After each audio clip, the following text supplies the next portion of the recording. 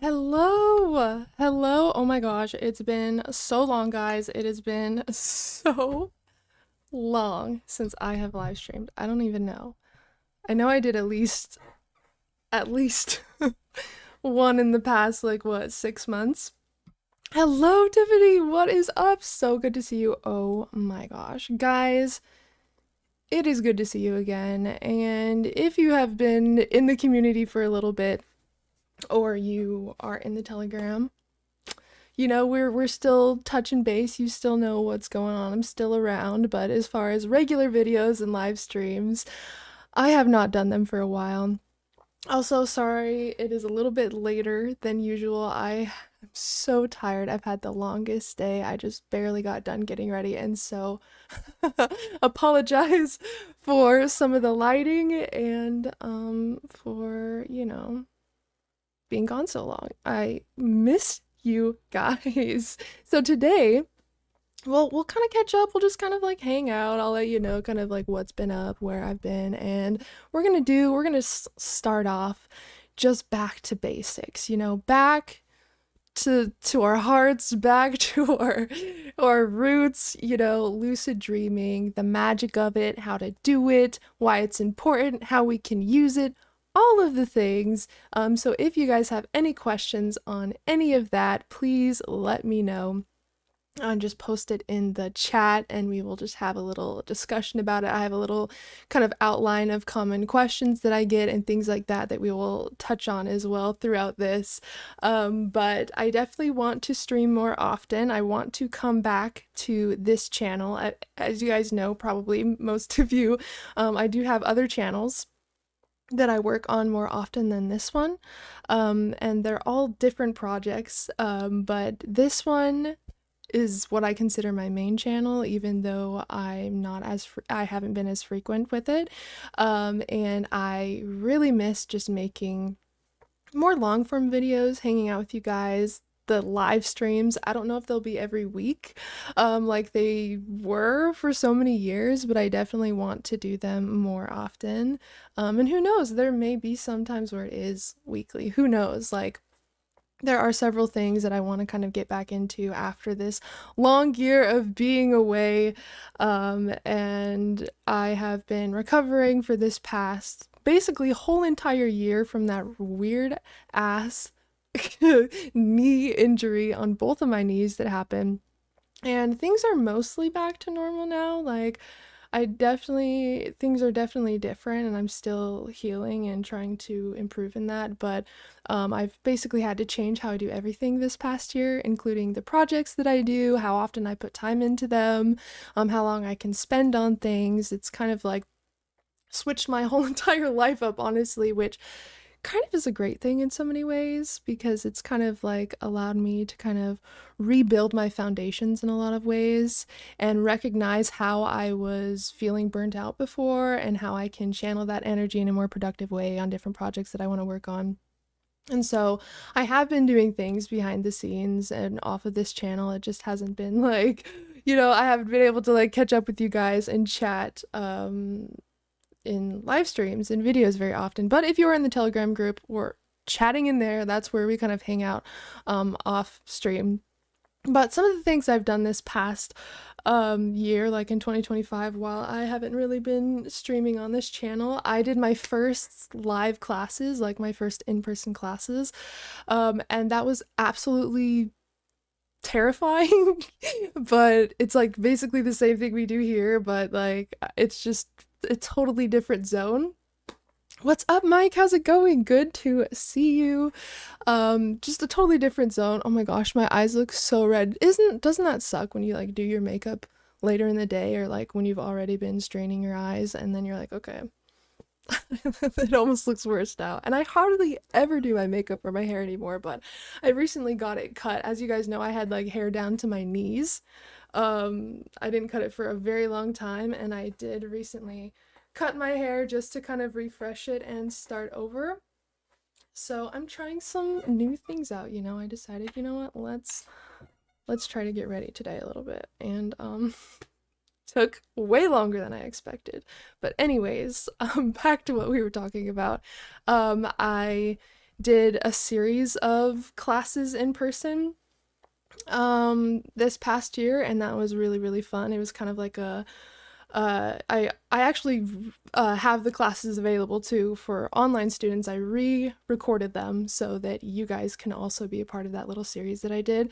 Um, but it was basically like the first class was like a big deep dive into like the introduction of dreaming, like the history of it, how it's been used in like ancient and modern practices, and like the philosophies behind dreaming, and like the cultural practices behind it, like all of that, the science, modern spiritual approaches of how to use it, different benefits, like a total like big deep dive, kind of like what we'll be doing here, but in a different way. This one's going to be more like process based. That one's like was like history, science type based. So that was cool. And the second class was on dream journaling and like how to basically master your dream journal and how to build one. We went through that entire process.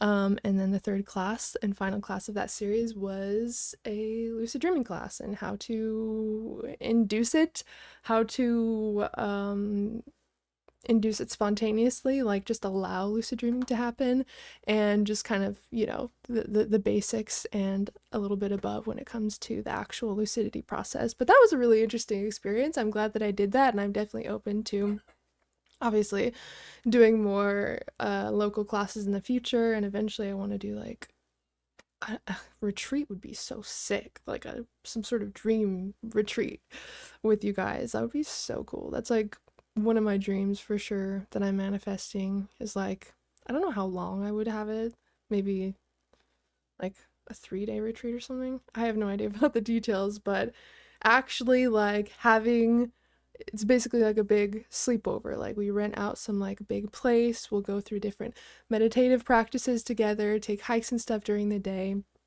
wake up in the middle of the night to practice dream techniques together as I guide you through. Doesn't that sound so awesome? I don't know the logistics of that, okay? This is just my brain spilling out to you about the ideas that I have about it. But I think it'd be pretty cool. Anyways, that's not what happened this last year. That's something that I want to happen in the future. But what's happened? Oh, so many different. I'm finally getting my courses and my classes and my website finished. I have been building my website basically by myself, and it's been a very confusing process. And there's been some projects that have taken me way longer. But once I have that up, which I'm basically done with it at this point, I'll host a lot of cool things on there. Like I want to be able to connect with you guys during like dream circles. Like imagine doing like monthly dream circles where we all get on like a Zoom call or something. We go through a small meditation, we share our dreams from our journal, we share techniques, and we just kind of like, it's basically like a dream mastermind. I would love to do that. But yeah, basically as far as this last year, trying new things, getting over a lot of fears,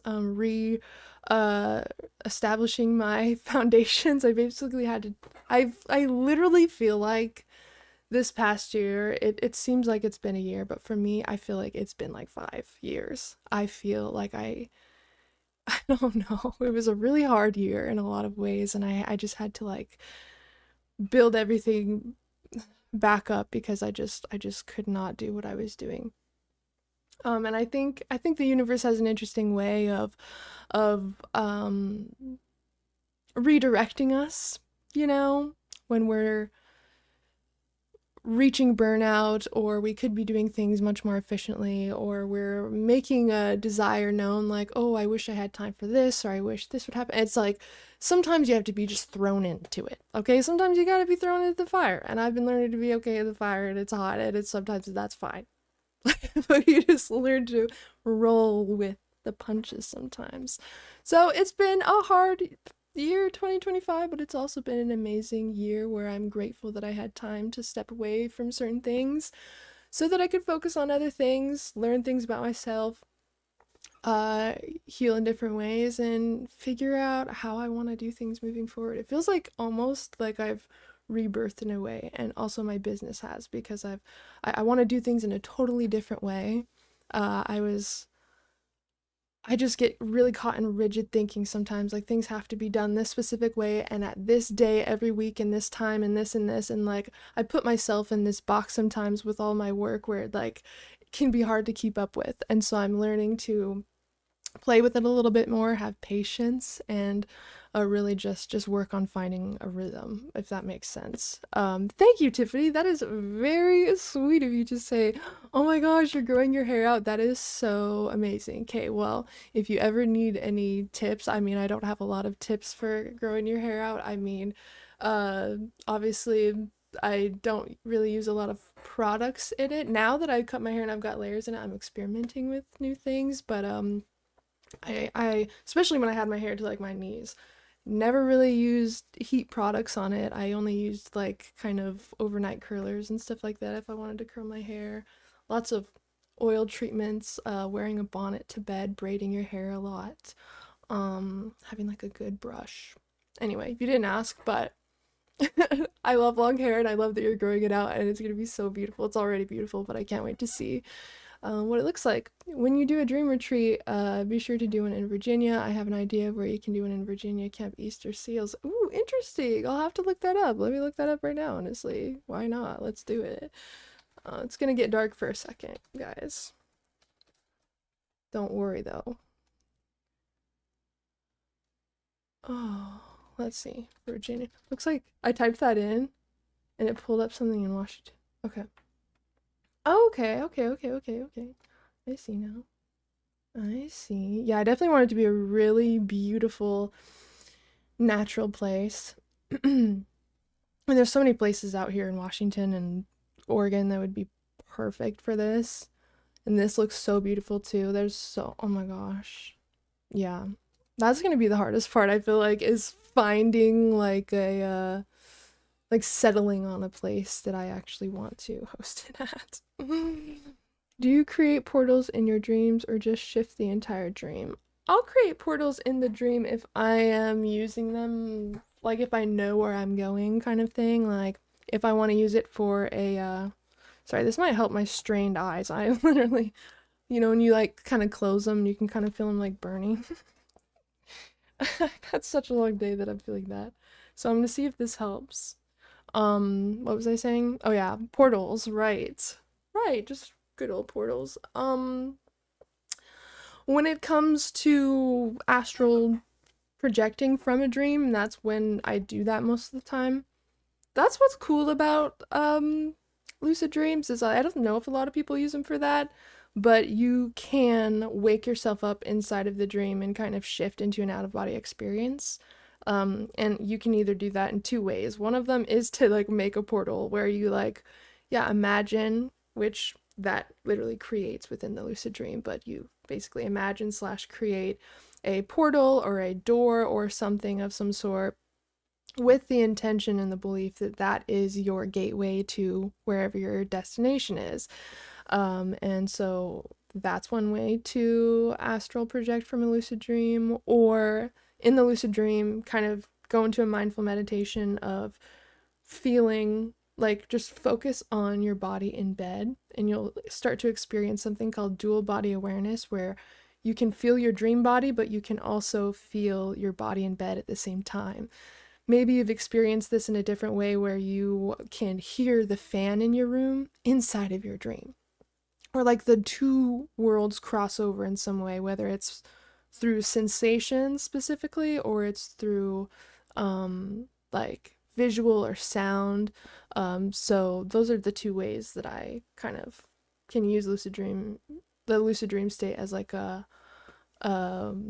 gateway into the out of body. But other than that, just shifting the entire dream, or kind of intention is literally the name of the game always.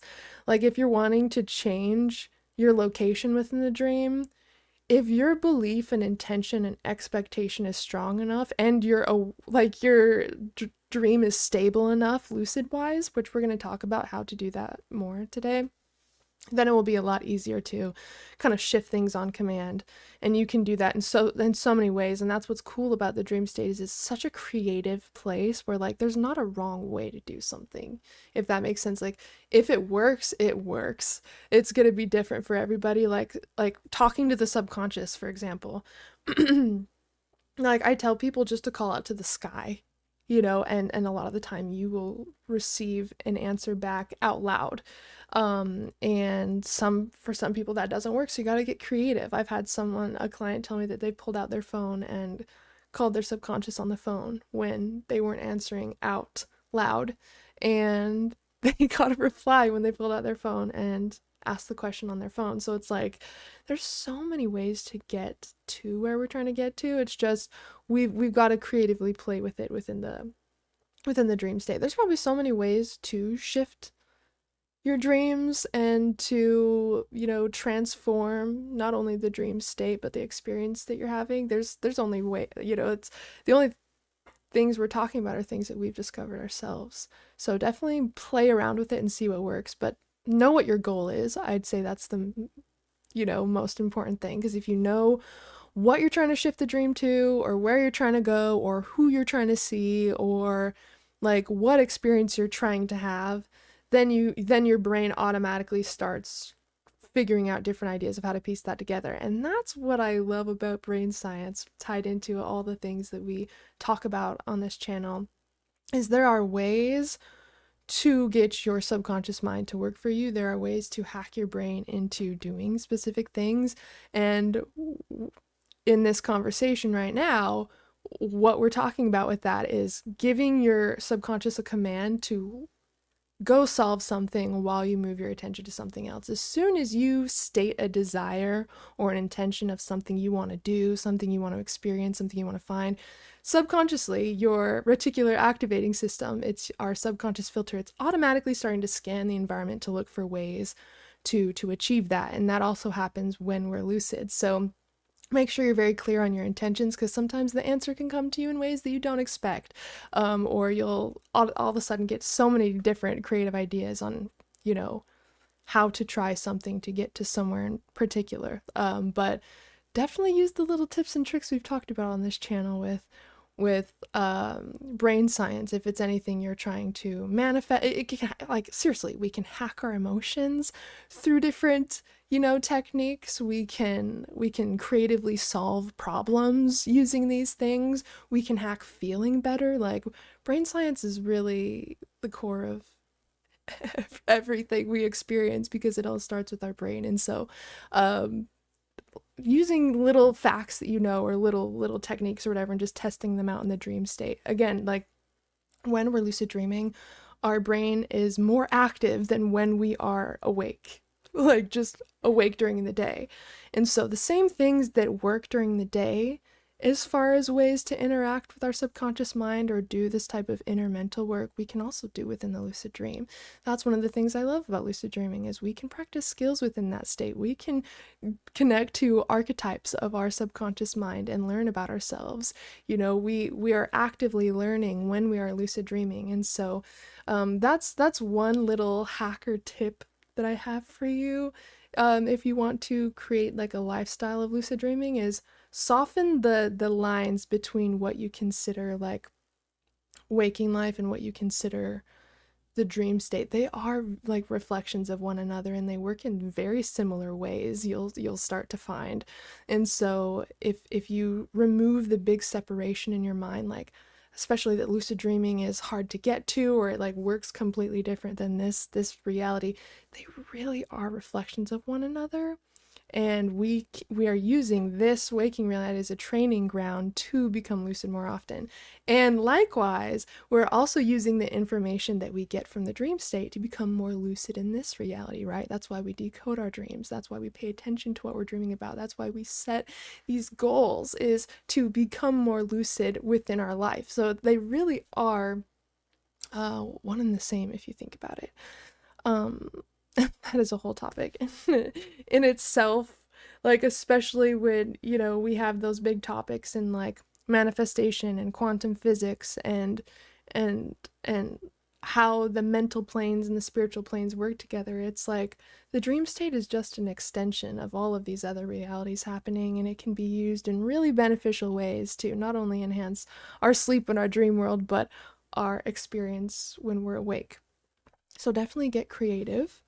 Definitely pay attention to how you see dreams and lucid dreams. Like, pay attention to the beliefs that you notice come up about it, or the thoughts that you have about it, because that will play out in the dream state as well. Like, for example, if you have limiting beliefs about like being able to fly or change locations or something like that, or whatever within the dream state, you'll run into those limitations when you're in the experience. And that's why the dream state is such a great teacher also, is because we literally get to experience our limitations, our desires, our fears face to face, and really get to understand them consciously.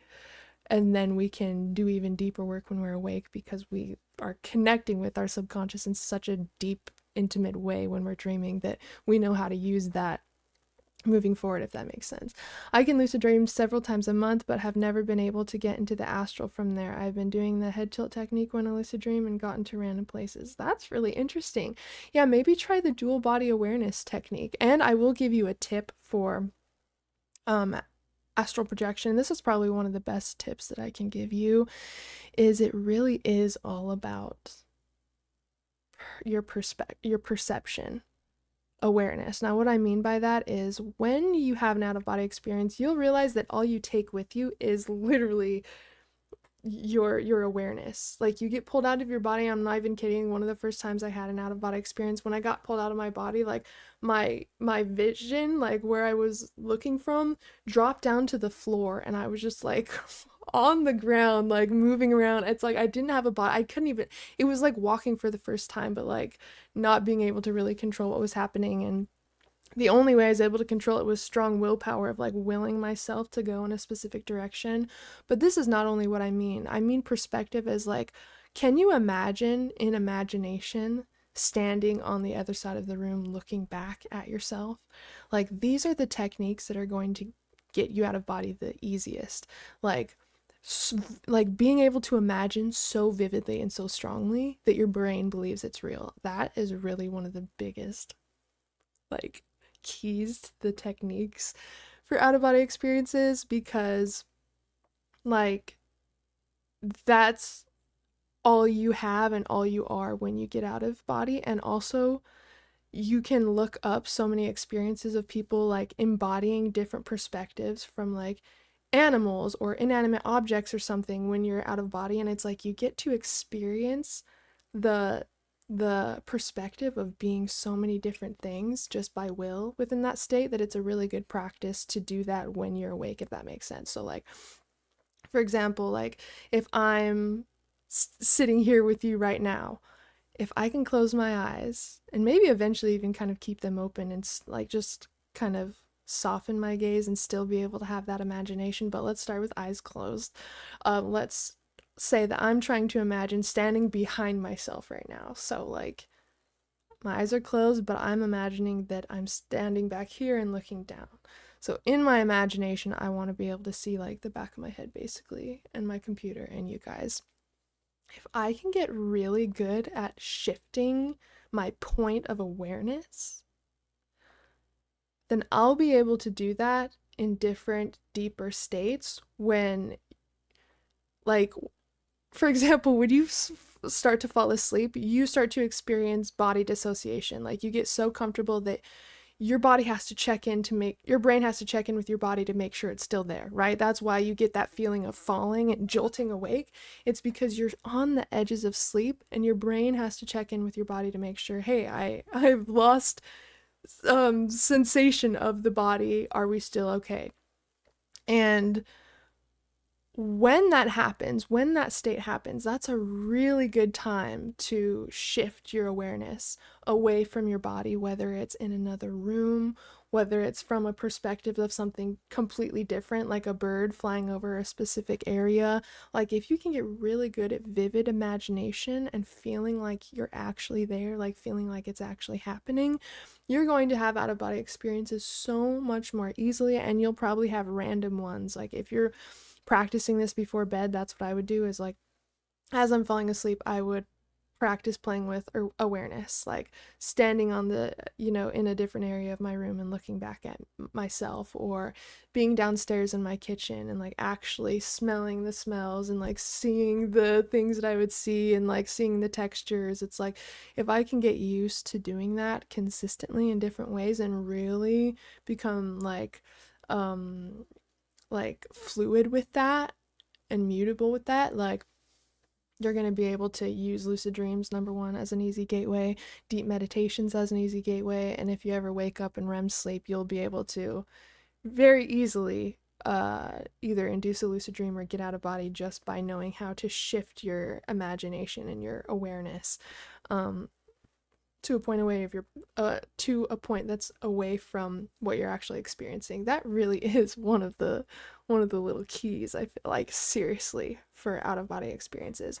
For lucid dreams, it's about conscious awareness and critical thinking and being able to observe your environment so naturally but so vividly that it just like becomes a part of your normal day to day. That's the habit you want to create for lucid dreaming. To induce lucid dreams at will, you want to get really good at that vivid imagination. So vivid that you feel like you can actually interact with it. Like if you imagine food, you can almost smell it, you can almost taste it, you can almost hear the music that you're imagining. Because that's what you're going to want to do in your techniques during deep meditation. That's what you're actually going to want to do. So you want to get really good at that during the day. As you're falling asleep, see if you can just imagine the taste of one of your favorite foods and just like practice that. Maybe the next night you imagine hearing music and you practice hearing a specific song. And you will be able to experience these things eventually, because we experience all of these things from the mind anyways. And so if you're experiencing them in consciousness, the body responds to that eventually, especially when you're in deep meditative states or really close to sleep. The subconscious is really susceptible to these things, so that's a really good time to practice like vivid imagination stuff during sleep, during meditation, anytime that you honestly have some time. Okay, and then as far as out of body experience, inducing that is you really want to get used to imagining movement very vividly, because if you notice, a lot of the techniques are like floating up, imagine sinking down, imagine rolling out of bed, imagine being pulled up. It's like it's all the same thing if you look at it. Oh, like the hammock technique, imagining rocking back and forth. So clearly one of the keys is to get really good at imagining vivid movement, right? Especially when you're in those deep states and you almost start to feel the weird stuff happening anyways. Like, when your body's starting to fall asleep, things start to get a little bit weird. Okay, and those are the times where you want to do these things. But vivid imagination also, just like lucid dreaming, because again, you want to imagine. It's called the target technique if you guys want to look into it. It's basically a technique that was created by William Buhlman, and it is using different targets in your environment to imagine being at, like literally shifting your point of awareness like we were talking about.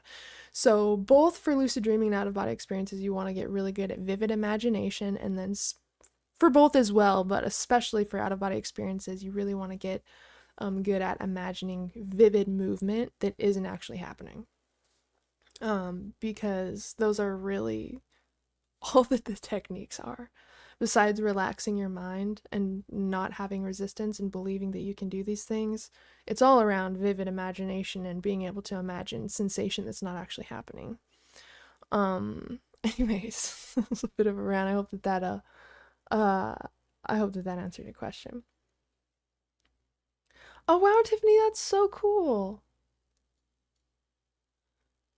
You should definitely do that, Tiffany, and you can interact with your different archetypes within your lucid dreams and give any of them hugs or ask them any questions, and they'll all respond in different ways. It's really interesting. That's one of my favorite things within lucid dreaming, is not just to like wander around or do random things, even though that's obviously fun, but it's like I'm so curious, I cannot help but like ask dream characters things or like test things out in my environment. I feel like a little journalist, a little scientist in my dreams, because it's like we're like having these moments where we're able to shift to these worlds, that are so vivid and lucid and lifelike, and they're so full of symbolism and this really interesting energy that doesn't exist in this reality. You know those dreams where it's just like so strong and a specific like vibe, like energy, like you can almost cut it with a knife.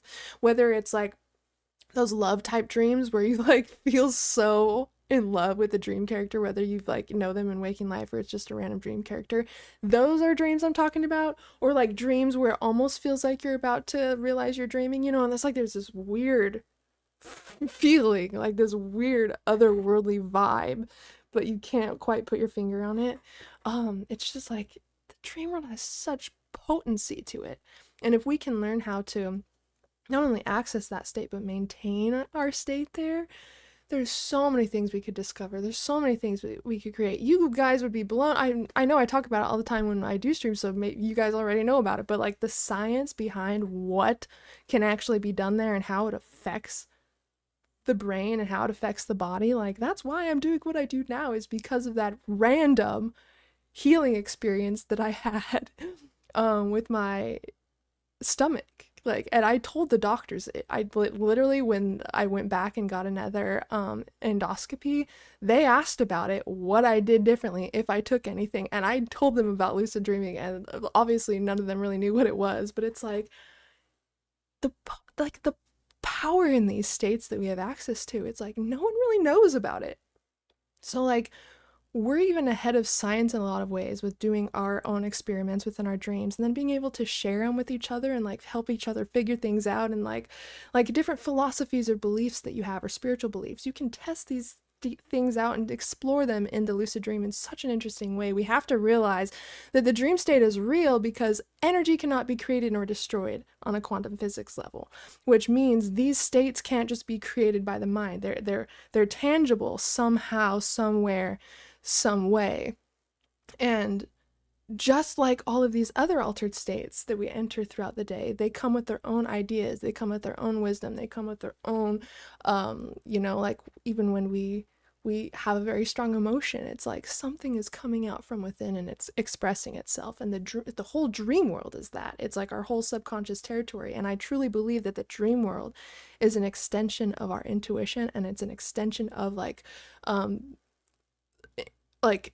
infinite possibility, because everything there exists, which also aligns with quantum physics standpoint on like our desires and like ideas that we have for our life and passions that we have and things that we're pulled to. It's like they already existed, but our awareness tapped into them in this time and place. It's like you're now at the level of consciousness where you can receive those specific ideas. So they're not just made up. It's like you're almost meant to have them in a way. You're meant to be this person that you desire to be in many ways, because it's like there's infinite possibility. You can tap into like the worst ways your life could go or the best ways your life could go, and you know that you could manifest both if you truly dedicated to like learning what that you looked like. But obviously you're going to choose the higher option because it's more in alignment with who you know that you could be. And it's like, if we learn how to not only tap into those ideas, but anchor them and harness them and integrate them and use them, it's like we have the keys to our own destiny. And I really do believe that a lot of it starts with our dream world. It's not just dreams. It's not just a dream world. It's literally direct access to a reality that you don't just have to imagine in meditation. You can be there, you can feel it, you can hear it, you can taste it, you can touch it, you can interact with it, you can talk to people there. Like, what? Am I the only one that's blown away by this? Because I seriously feel like people don't understand how insane that is. Like, there's no other practice, even in like hypnosis and stuff, where you can actually go to a vivid reality while you're consciously aware and touch it and interact with it. Like, obviously, like, even mental rehearsal, the brain doesn't know that it's a real experience, but like, even that isn't on the level of being able to physically interact with your environment like the dream state allows. There is so much power that we have in these states when it comes to like influencing the way that we want our lives to go and discovering possibilities for our life and coming up with new creative ideas that we didn't think of before, and like what your next step is and it's like, oh my god, all you have to do is get curious and ask, and like ask for what you want. Like, create clarity on the things that you desire in life and explore them within the dream state, because you're going to learn so much more about yourself there that you don't get to interact with when you're awake, because when we're awake, we're only using like 5% of our brain. It's like 2 to 5% is our conscious mind. The rest is subconscious, which means we don't really interact with it consciously. We just watch it play out within our actions and our emotional states and our circumstances. What if you could actually interact with the deepest parts of you and communicate with them and understand them and understand their personalities and how that parts of yourself work, and like what the blocks are in between becoming your best self and all of these different aspects that we discover within the dream. It's like, all you have to do is get curious and dream as big as possible as far as like what you want to do, what you want to experience, what you want to create, and the rest will kind of be revealed to you. Like I said before, as soon as you create an intention, your subconscious mind is already trying to look for how to solve that or how to bring that to life. So really, it's about getting clarity on what you want to experience, whether it's something big for your life or a big question you have for your life, or it's just something you want to experience in the dream state. It doesn't matter. But the moment we can have clarity and get curious and just learn how to anchor this state, I swear it's going to change your whole life in so many ways. It's going to be so fun. I want to do more of these videos. I've done a couple, but these little dream interpretation videos, I've been doing these little videos where I share dreams from my dream journal that seem like random shit, you know, like that seem like random dream that doesn't matter, but actually there's like, I truly believe that there is deep symbolism in all of the dreams that we have. And I basically read my dream to you and then how I decoded it and what the underlying message was for me. That way you can kind of see different perspectives of dream interpretation and how you can do that with your own dreams, because I think every single thing that comes from that state can be used, whether it's something small of like something you've been worried about, or something you're trying to solve, or like something huge that has, you know, been a big question in your life, like whatever. I don't want to put labels on it because it could be anything. That's also one thing that I tell people when they reach out and be like, hey, I want to learn how to lucid dream. What can I do with lucid dreaming? It's like, you tell me where you feel like you're stuck or what you want to explore or like where you're at, and we'll map Dreamwork to meet you there, because I truly believe it's like an open canvas that you can literally make anything out of it. You know, it's just, it feels unnatural because it's like very tied to our creativity. So we have to get creative, you know, we finally get to think about the things that we want and like actually sit with the things that we desire. And not a lot of people do that, you know, and so it's like calling up these different parts of you that maybe you haven't been before. And that's why I think lucid dreaming makes us better people, because not only does it make us more aware within the dream state, but what we learn and what we discover and what we do within the dream state helps us become more aware in our waking lives. Because within dreaming, you can't really ignore the things that want to be expressed and want to come through, especially because whatever you experience within the dream state, it was kind of already there somehow. It's coming up and out. You know, it's our subconscious territory. Thank you so much. I appreciate you for listening to the music. And for any of you who are new here or anything like that, I do have other channels that I work on. I have a sleep music channel called the Lucid Mystic Sleep Music that I post 11-hour nightly ambient sleep music tracks to every single night. Their uses and themes kind of change out from anything from lucid dreaming music to inducing more REM sleep. I think tonight was a dream recall track of like remembering your dreams in the morning, but out of body experience music, deep sleep healing music, manifest your desires type stuff. So yeah, check that out if you need some reliable black screen sleep music. I have got you. How long have you listened to binaural beats? I started in 2013. It opened my mind and I became so much more mentally aware and clairvoyant. I don't know how long I've been listening to binaural beats because it has been a while. It's just that I like, one of the first experiences I had with actually playing with binaural beats, it was this app. Hello Lunar, how's it going? Good to see you again. It's this app called Brainwaves. and I still have it, and it's totally worth it, and you guys should totally get it. It's basically a app where you can just like make your own binaural beats. You basically can just choose the tones for the left ear and the right ear. They also have presets. You can make your own presets, and you can have it in the background so that it can go along with other music that you like play on your device. So that was super cool, and I remember using that a lot, especially when I first got it. I would like meditate for hours and hours and hours and hours and hours on bed to like induce a lucid dream or an out-of-body experience with my little binaural beats things on that I made. And that was forever ago. I was probably like 21. Oh my god.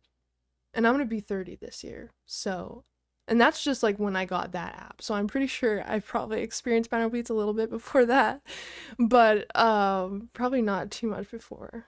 I don't really know, but yeah, now I work with them a lot because I use them a lot in my music, or I don't really use the app anymore for my techniques. Now I just kind of play one of my own tracks on my TV, and since it's black screen, I just leave it, and then I just either just put a sleeping mask on or whatever, whether it's to sleep or it's like an actual technique. But yeah, I know, Lunar. I recognize your name. Thank you so much for being here. And yeah, yep, I'm gonna be 30 this year. Born 1996, and hell yeah, we made it to 30, guys. That's pretty cool. You know? I mean, what more can I ask for than like being alive and aging? It's actually quite a blessing, but definitely is a little bit daunting, for some reason that number just feel I guess it's just because it's a new era. But so is like every other one, plus like I have the belief, like a lot of people see that they're like, oh, life's gonna get like worse, or like I've already passed my prime, or whatever that belief is. I believe, and I believe that all of us should believe, that life will continue to get better and better. And so that kind of shifts you around from like, oh god, now I'm just like withering away and waiting for myself to die. It's like, oh, I actually am even more excited, because if it just gets better and better, I can't even imagine what comes after. So it's a whole, I feel like it's a whole mindset thing when it comes to that. But I'm in the process of going through that too, and like just having a lot of thoughts about it, but it's a blessing. Oh, you're about to be 32. Okay, yeah. I feel like it's helped me open my mind and overcome so many mental obstacles. I'll keep listening to them. It's helped me meditate during the day. Yes, I feel like as we're growing and as we're changing and shifting, we continue to unlock new parts of ourselves. And I think that is super duper exciting. And as long as you're growing and still learning, I think that, yeah, there's only things to look forward to, guys. I mean, if you're here, you're into some pretty cool stuff. You're probably a pretty awesome person. I know you guys are. So like, we're gonna experience so, especially if you're here, you probably believe in magic, because we've also we've also talked about the science of it, how we can use this reality to experience beautiful things. And it's like, if you believe that those things are possible, then that kind of opens up a whole other possibility for life, the life that we could have. Manifest Your Desires is one of my favorite videos you posted. Very powerful, cleansing music for my brain. Oh my gosh, well, thank you so much for listening. I really, really appreciate that. And I'm not sure if you've seen the new playlist that I've made not too long ago, but now I have playlists of all of those different ones that I add them to. So I think I actually have a Manifest Your Desires playlist where you can find more if that's something that you're interested in. Thanks for listening. Is Brainwaves available for Android? Yes, because I have an Android, and so yes, it definitely should be available. I'm not sure if it's available for iPhone. You guys might have to check. But yeah, you'll have to let me know. Oh, Tiffany, that's gonna be so cool. Oh my gosh. See, we're all entering new eras. I think that's pretty dope. Pretty dope, guys. Okay. I've spent so long ranting, and I did have a couple things I wanted to get to as far as the lucid dream deep dive. Even though we've been already diving deep, so I guess I can't be mad at that. But let me know if you guys have any specific questions as far as I couldn't find the dream class VODs. Which ones in particular? Was it the series that I was just talking about earlier? The three-part um dream class? If so, I have that on my Gumroad right now. I am going to talk about a new little program that I made that's also on Gumroad. So I'll be posting that today as well. Let me know if that's the one you're talking about though, just so I'm clear on the one you're looking for. Um because I didn't realize also doing my website and putting all my courses and classes on like my Gumroad for now. It's like I didn't realize how many I had. I have so many. So if there's a past like program or course or masterclass or whatever that I've ran that you guys want access to, let me know. I'm in the process of putting them all up. I actually have the link active now on my link tree. Like you can find, and that this is actually what I was going to share with you guys here is, well, here's my link tree. The first link is a 14-part audio series to lucid dream in 2 weeks. That's one of the things I created recently. And then the meditations for Dreamwork, if you're a member, you have access to this already. But meditations for Dreamwork, that's one's a 7-day audio series, and it's all different types of meditations for lucid dreams. Like there's a dream recall meditation in there, there's a reality check meditation in there. There's a like lucid dreaming guided meditation in there. So like liminal dreaming is another one, like practicing inducing hypnagogia, which is the kind of maintaining awareness on the edges of sleep. So that kind of thing. And then, of course, there's other ones on there as well. You can access that by the third link, which is just titled classes and courses, and in parentheses, in the process of adding some still, because it's taken me so long, but there's so many, and I have to like edit them down and, you know, just create little landing pages for all of them. It's just a process. Okay, but we're getting there, and now they're live, they're up, they're going. So people have been reaching out to me asking where my past programs are or classes are so people can still take them. And I'm so sorry they haven't been listed anywhere for like over a year.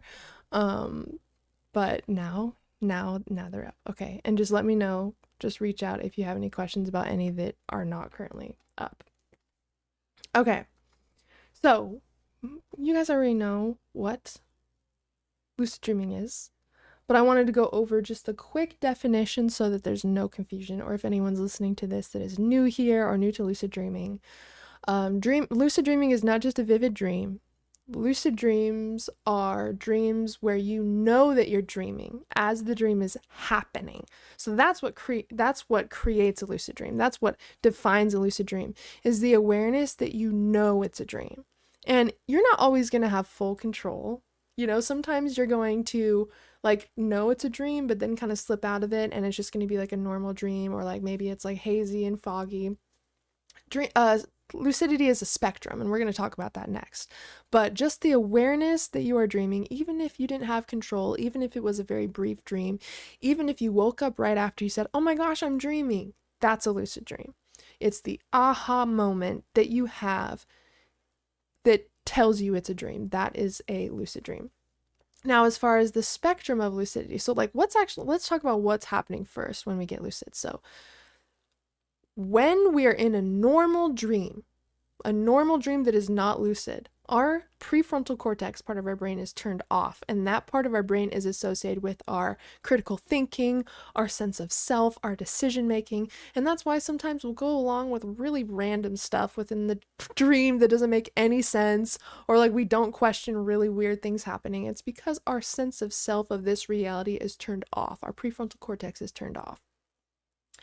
Now, there could be something in the dream that spontaneously sparks the prefrontal cortex to turn on. Again, it's associated with our critical thinking, right? And our sense of self. And so if we practice using our critical thinking, or if something was really off in the dream and we're like, wait, that doesn't make any sense, all of a sudden the prefrontal cortex is starting to fire.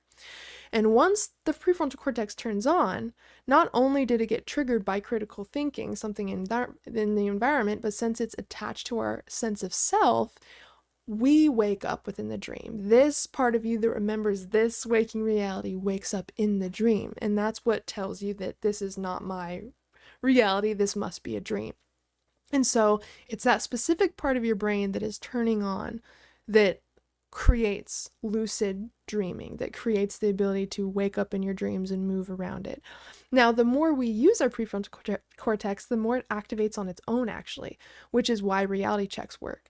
So reality checks are checking your reality during the day and creating a habit of that so that the habit seeps into your dreams and you spontaneously get lucid by using your critical thinking and observing your environment. So if you create certain habits within your waking state during the day, you'll most likely dream of them at night. And so we can use that to our benefit to create more opportunities to lucid dream based on what we practice being more aware of during the day. So it's like, let's say that you wanted to dream of roller coasters. Then I would recommend watching roller coaster videos. I'd recommend maybe going on a roller coaster and obviously saturating your mind with the idea of roller coasters. Eventually, you're going to have a dream of a roller coaster. Basically guaranteed. And we were basically doing that, but using it so that it helps us remember that we're dreaming. So like the habits that we'd create are asking specific questions like, how do I know that I'm awake right now? And if I make myself answer that several times a day, like, and I actually make myself figure out how I know that I'm awake, and I do that consistently, then eventually in the dream state, I'm going to be like, okay, it's time to do a reality check. How do I know that I'm awake right now? And that's when I'm going to see the illusion of the dream because I practiced using my prefrontal cortex during the day. And so it naturally sparked and fired when I was in the dream. And then that is basically our chance to wake up and become lucid. So that's kind of how reality checks work. Again, there's more to them. There's lots of ways to do them. But you want to observe your dream because that's going to let you know like how to become lucid. It's going to show you, first of all, your dream is going to show you how unconscious you are. Like if you're questioning things already, or if you totally are not even paying attention to what's happening, it's like, that's going to be your starting point is writing your dreams down and figuring out like where you are at. How often do you dream? Do you dream of specific things consistently? Is it always different? Do you only have nightmares? Like you basically want to do a consultation with your dream world and figure out like where you are at right now. And then we can move up from there and kind of solve the specific issues that you're currently running into. For example, maybe you're not remembering your dreams. Well, first I would ask you if you're writing your dreams down every single day, because that's one of the things that switches the prioritization system in your brain that tells you that that tells us that, okay, dreaming and dream recall is important. We're making an effort to do this every day, so I should be saving more information and bringing this to the conscious mind. It's like once you do specific actions, your subconscious mind starts to kind of help you with those things. And dream recall is one of those things where you have to write in your dream journal consistently every morning, even if it's just, I didn't remember any dreams tonight, or no dream recall, whatever. As long as you write in your dream journal and just report what happened, that is enough to show your brain that it is something important, and you will notice bits and pieces of dreams. And they will start to get more vivid and lengthy as time goes on. So that's one of the things. Let's say you're practicing writing in your dream journal every day. Well, the next thing I'd ask you is if you are taking anything that's suppressing your REM sleep. Like, let's say you smoke cannabis every night before sleep. THC is one of the biggest things to kill your REM sleep. So if you are trying to remember your dreams and you don't know why you're not remembering them, and you're writing your dreams down or trying to, but you are using cannabis every single night, that is definitely why you're not remembering your dreams. And so by figuring out where you are at, we can start to problem solve and look at each area specifically and just remove the roadblocks. So that's what I'd recommend doing, is getting kind of clear on where you're at and where you want to get to. What do you want to experience? What do you want to use lucid dreaming for, Dreamwork for? And if you are a smoker, if you do take edibles, if you do partake in whatever way, there are ways to still work with your dreams, but it's going to take a little bit of consistency as far as timing. So, number one, CBD cannabis is way lower in THC. So I'd recommend moving over to that if possible.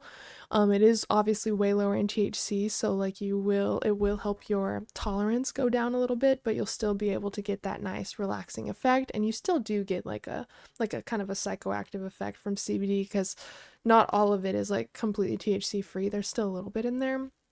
So using that to taper down, you'll notice that you start to dream again, and then you can keep at that pace, or since your tolerance is down a little bit, it may be easier to stop for a little bit, whatever you want to do. But CBD cannabis does make it easier to create that buffer, so you can lower your tolerance again to THC and kind of allow your dreams to come back. Another thing to note is oh yeah, on that point as well, timing. You don't want to do it right before bed. If possible, try to do it during, early in the day, and play around with dosing and stuff like that. Even stopping completely for a second, it will take you a few days for you to get dreams back. So just notice what's happening within your dream state, practice writing your dreams down no matter what, and then you'll start to see like what's working and what's not, and be able to work from there. Yeah, microdosing is totally different. That could actually help sometimes with your REM, because we experience what's called REM rebound, which is the little bit of REM that we're suppressing. It will kind of come back all at once when whatever's suppressing it is not suppressing it anymore. So that's why a lot of people who stop smoking cannabis will experience super vivid dreams after for a little bit. But yeah, just play around with dosage and timing and stuff like that and see what works for you. But if you're not remembering dreams, those are the things I would look at. Is, are you writing in your dreams consistently? Is there anything you're taking that is suppressing your dreams? And this also includes specific medications too. If it's something that is very like a sedative on the body, there is a chance that it could interrupt REM sleep. But some medications make REM sleep more vivid and dreams more vivid. So it really just does depend. You'll have to look into that. I quit smoking and now I have crazy dreams and wild imagination too. Yeah, if possible, that's obviously the best case scenario, is just to quit for a little bit, even just a little bit. But like, yeah, if you quit smoking, you quit using THC, that's obviously the best possible method, because then you're definitely going to be dreaming. You can go take a nap and probably have an out-of-body experience. That's what I love about having that clear mind too, and not using THC when like I go to meditate or like whatever when I'm doing my dream work, is because it's like any opportunity where you slip into a deeper state, I start to have weird, crazy, cool stuff happen, and I don't want to necessarily lose all of that and mess that up. So find whatever, keeps you anchored to your practice, and definitely dedicate more time to that. But if you're someone who has had a hard time stopping smoking, and like you want to work with your dreams more, but you're actually just having a hard time like stopping smoking, then switch to CBD cannabis, and that will allow you to kind of taper down your THC usage. And then once you're dreaming again, it's like, okay, I'm having way cool experiences now. I can't mess it up. Now I gotta lock in, once you get your dreams back, a lot of the time that's enough to like have that push to not have as many cravings if you're someone that uses. Now let's talk really quick about the lucidity, the lucidity spectrum. Okay, like as we talked about, lucidity is a spectrum. Some dreams you're gonna have high awareness, and other dreams it's gonna be super, super low. So a level, let's say 1. A level 1 or a level 0, depends on how you want to do that whole thing, but let's say level 1 is non-lucid. That's our baseline. That is just a normal dream. We are not lucid in it. It is just happening, like it's just a typical dream, no lucidity at all. Level 2 is a pre-lucid dream. A pre-lucid dream is a dream where you almost realize you're dreaming. Maybe you questioned something, or maybe like you had a moment where you were going to do a reality check, or maybe you just had like a spark of awareness, like, oh, something's off, but you didn't quite figure it out. That is a pre-lucid dream. So that's level 2 is a pre-lucid dream. Level 3 is a semi-lucid dream. A semi-lucid dream is where you get lucid, but you don't really maintain it. Like it's not very solid at all. It could be one of those dreams where it's like you wake up and you do have um you do have awareness that you're dreaming, but then you lose it really quickly and the dream just carries on, or you get distracted and it's like just very spotty and not very consistent. That is a semi-lucid dream. Let's see. Level 4 is a fully lucid dream. Now, a fully lucid dream is where you are kind of anchored into the dream. You know that you're dreaming. You're able to walk around and kind of move freely. You have enough awareness where it's pretty stable and you can see things and you can, like, interact with things. You don't have to be able to do anything crazy at this point, but a fully lucid dream, you'll be able to kind of move around the dream and interact with it consciously without immediately being pulled out of it. And a level 5 is a super lucid dream. This one you won't experience very often, if at all. It's either something that very skilled people, or like, for example, like Tibetan monks can reach super lucidity easier, and it's like where you're so lucid and present and aware within the REM dream experience that you can instantly just think of something and it manifests and it happens.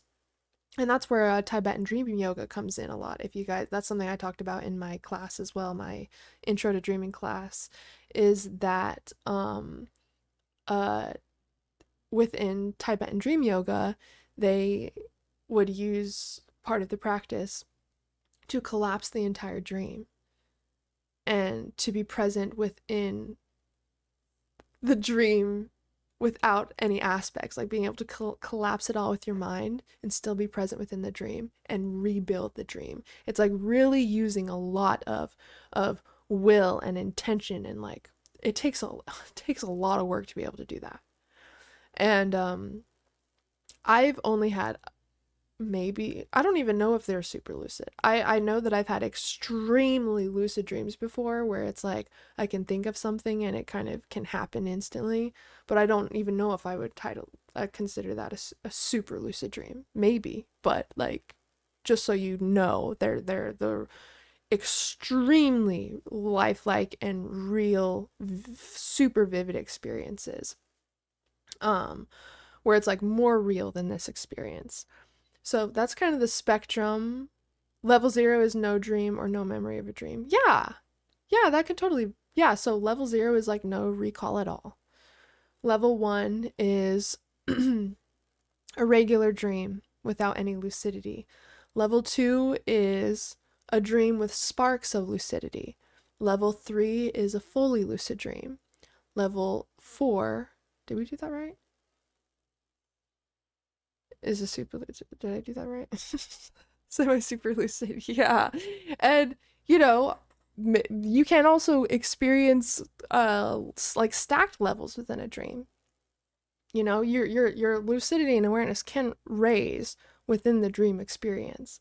And so, oh yeah, I forgot pre-lucid in that. That's why it was off.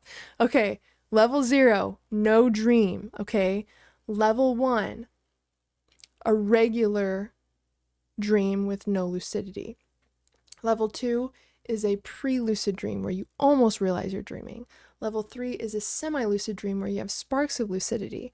Level 4 is a fully lucid dream where you have control and can move around the dream. And then level 5 is a super lucid dream, where you have total influence and conscious awareness within the dream state and kind of can control it just by will alone without even having to move or lift a finger. It's pretty cool. Okay.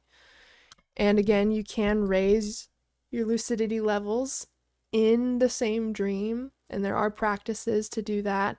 I would follow a lot of the grounding practices we talk about on the channel, the stabilization practices, and it's basically like reminding yourself that you're dreaming when you're in the dream so you don't forget. Like, I'm dreaming, touching things, because interacting with the dream is what tells your brain that it's real, and so it puts more energy into stabilizing the dream. It's almost like a way to trick your brain into believing that the dream state is real. It's touching it and interacting with it. It's almost like proving to the dream, or proving to the brain, see brain, this is a real tangible experience. I can feel it, I can interact with it, I can touch it. And so you will see a increase in like vividness, and the dream may become more stable and you may become more clear. And as you move around, I would just remind yourself that you're dreaming, consistently. I am dreaming, I am dreaming. And rubbing your hands is a great way to still interact with the senses, the sensory information within the dream, without having to like stop and feel the ground. That's usually what I do as soon as I get lucid, is stop and just touch the ground and touch everything, and just like, that's how I like kind of acclimate into the experience without losing lucidity. Hello, how are you? Long time no see. I know it's been forever. Oh my gosh, it feels so good to stream again. It feels so good to talk to you guys again. I have been really good. The past year has been crazy, and I'd switched a lot of things up, and I've been gone for a while and working on other things, but I'm so excited to be back. I definitely want to make lots more videos this year. I definitely want to stream more this year. And so yeah, it's really good to see you, and I'm so glad to see all of you. I rubbed my hands once. It felt way too weird. I'll try rubbing my sweater. Yeah, anything works. Yeah, it does feel, everything feels really weird when you're lucid, and like things can catch you off guard too. Like sensory stuff can be so insane sometimes within the dream state. But yeah, just figure out what works for you, and start to play around with that and practice it. And if you really want to go extra, I would maybe create a notebook, like a lucidity notebook, where you can track your lucid dreams and like what worked and what didn't, or like things that you tried or how you tried them. And that way you can keep just a big tracker of like all of the things that you've tried and the methods to things you've tried. And that way you kind of know also creatively like how to branch out, and or how to do something differently.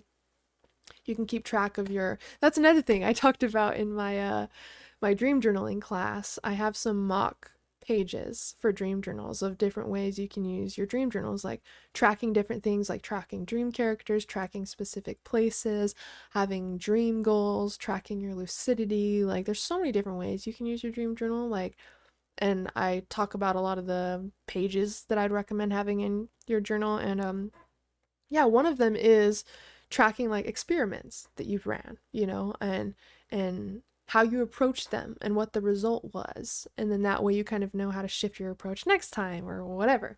Hello, anime girl. I know it's been forever. It's so good to see you guys again. Oh my gosh. It is so good to see you guys again. Definitely more streams in the future for sure. I won't I won't be gone for a whole last year or however long it was.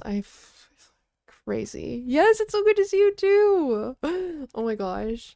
And if you have any questions while we are sitting chatting, feel free to leave them. We're doing a little lucid dream deep dive / like Q&A if you guys have any questions. There's so many, oh my god, there's so many things I want to chat with you guys about, but I'm trying to structure this into a way where it's more cohesive. But I really, in the future, one of these upcoming live streams, I really want to talk about the mirror principle and all the ways that shows up, like on a quantum level, like ways that we can start to use brain science to okay, I can't get carried away. Okay, anyways, I'm gonna focus on the topic ahead, but just know there's so many different ideas I have for conversations we can have. And tea time talks. I don't know if you guys remember that series that I did a while ago. I definitely want to have more tea time talks where I pour you a cup of tea, we share a cup of tea together, and we just basically have like a long conversation. I'm much more into like long form content. I know a lot of the world prefers short form, but that's just not like that's not what I could deliver very easily. I could definitely like make shorts and little videos and stuff, but I like being able to hang out with you guys and just like chill. It was Lionsgate Portal when I went live. I can't even talk. When I went live last. What the hell? That's crazy. Okay, 6 months is better than a year now, but 6 months is way too long. Yeah, I was going, I know, right? Talk is way more fun. And then we actually get a chance to hang out and talk. Okay. And how are we going to finish our tea very quick if we don't have time for it to cool down? There's so many better reasons to have a longer conversation. Oh, yes, Tiffany, you know it. Oh my gosh. And during the live stream, I'll let you guys choose the tea and everything. Oh my gosh, I have so many different kinds of tea I would love for you guys to try. Okay, where was I at in this? Okay, this is such a big topic. What some benefits are of lucid dreaming. I want you guys to put your benefits in the chat as well of like things that you've got from lucid dreaming. But I mean, where do I start? You can literally interact with inner archetypes, whether it's your creativity, your fear, your anxiety, your future business self, the part of you that's already wrote the book that you want to write. Like, you can interact with these parts of yourself consciously within a lucid dream and ask them what they represent or what you need to know or what's standing in your way or what your next step is. You can ask what your biggest fears are, what your biggest desires are. You can remove subconscious blocks and interact with them. You can do inner child work. You can visit past memories. You can do shadow work and actually integrate your shadows so you are much more in your light and feel much more confident as an individual. Yes, you can manifest your desires because literally they live on the mental plane and the spiritual plane. This physical reality is kind of like the results plane. It moves much more slowly, it's much more dense, but we can tap into who we truly are and what is truly available for us in these other states. And the dream state is a connection to that. It's a direct connection to, like, we have to realize that reality is, when it like in a quantum level, they're infinite, and the dream state is obviously a reality. And if it's a reality that where you can interact with your desires in a tangible way, you can feel them, you can taste them, you can touch them, guess what? Your brain does not know the difference between dreams and waking reality, which means if you interact with your dream home within your lucid dream, if you are like with your dream partner within your dream and you can feel them, you can talk to them, you can touch them, if you have a lucid dream and induce like talking on stage, your brain actually thinks it's happening, and so it's going to not only get rid of the fears and like the anticipation attached to that thing, it's going to learn from that experience. It's going to literally change your brain to be someone who's already done that thing. And that, even if you look at like Dr. Tara Swart and all of these neuroscientists talking about manifestation, it is all in this thing of like the embodiment in consciousness of that version of you. And that's exactly what we can do within the lucid dream state. It is fully the embodiment of whatever we are experiencing in that moment, because it's not just like in our mind. It's like we are tasting it, touching it, feeling it, interacting with it, like confronting things. And so it's like so powerful for like learning. You can, science has proven you can learn skills and practice skills within the lucid dream and actually improve in skill. There was this sports science study where I can't remember how many athletes, I think it was like 60 athletes or something, but they had them like run, lift weights and do squats within the lucid dream state for like 30 to 60 days or something. And after 30 to 60 days, more than half of them improved in speed, accuracy, and muscle mass in waking life from lucid dream practice. That shows us that we're not crazy. Lucid dreams can actually affect us on a real level. And you know what's also crazy? Did you know that they scientifically proved that you're like, obviously we know our brain is connected to our gut, but in the dream state, if you are in a lucid dream and you eat something or you drink something, your brain signals to your gut that you're full, and you actually wake up feeling more refreshed or feeling full. And people have actually used it for like weight loss because your brain believes that it's a real experience. You can also use this with your sweet tooth. Like, if you're someone like me that has a really intense sweet tooth, I love bakery goods, I love cakes, I love cookies, I love donuts, I love anything that comes from a bakery, really. I can eat these things within the lucid dream and actually wake up with less cravings for it and like a satisfied sweet tooth. I think that's fucking awesome. That's so cool. Also, if you're a creative person, since we're talking about benefits, you can go into that state and get creative ideas. There's so many inventions that have come from the dream state. This is also something that I included in my intro to dreaming class. Because there's just like, did you know the structure of the atom was from a dream? The sewing machine, the periodic table, The DNA helix. These are just ones off the top of my head that were freaking created from dreams. I think that is so cool. Yesterday from the Beatles, the melody was was from a dream. Like, what the hell are we talking about? Okay, this is crazy. Why aren't we talking about this more? Okay, more benefits of the lucid dream. Well, we've also talked about placebo effect, obviously, because my experience with this all started with healing my quote unquote incurable digestive issues, is what the doctors called it. I saw every single doctor in the state. I swear to God, I was on 8 medications. Such an exhausting process, and just ending up nowhere every single time, and like feeling worse, like because every doctor was like acting super concerned, like I'm like my whole life's in danger, but then being like there's nothing we can do, just like take Tylenol or something. But yeah, you're fucked up, that's weird. And it's like, okay, helpful, thank you, that, yeah. Okay. And it came to me at the most perfect time, and it was before I even like looked into any of the science of this being possible or anything. And I have to tell you guys something after. Please don't let me forget. Healing pool of water. Remind me of that if I forget this. But that's obviously kind of where the healing for me took place within my dream, as the dream character took me to this healing pool of water. But the fact that our brain believes it's a real experience, and we can actually experience the benefits of whatever we are experiencing within the lucid dream as if it was real, and it actually rewires the brain, which changes like the amount of inflammation we can have in our body just from that experience. That is so crazy. And I got endoscopies to confirm this, before and after, by the way. I still have them somewhere.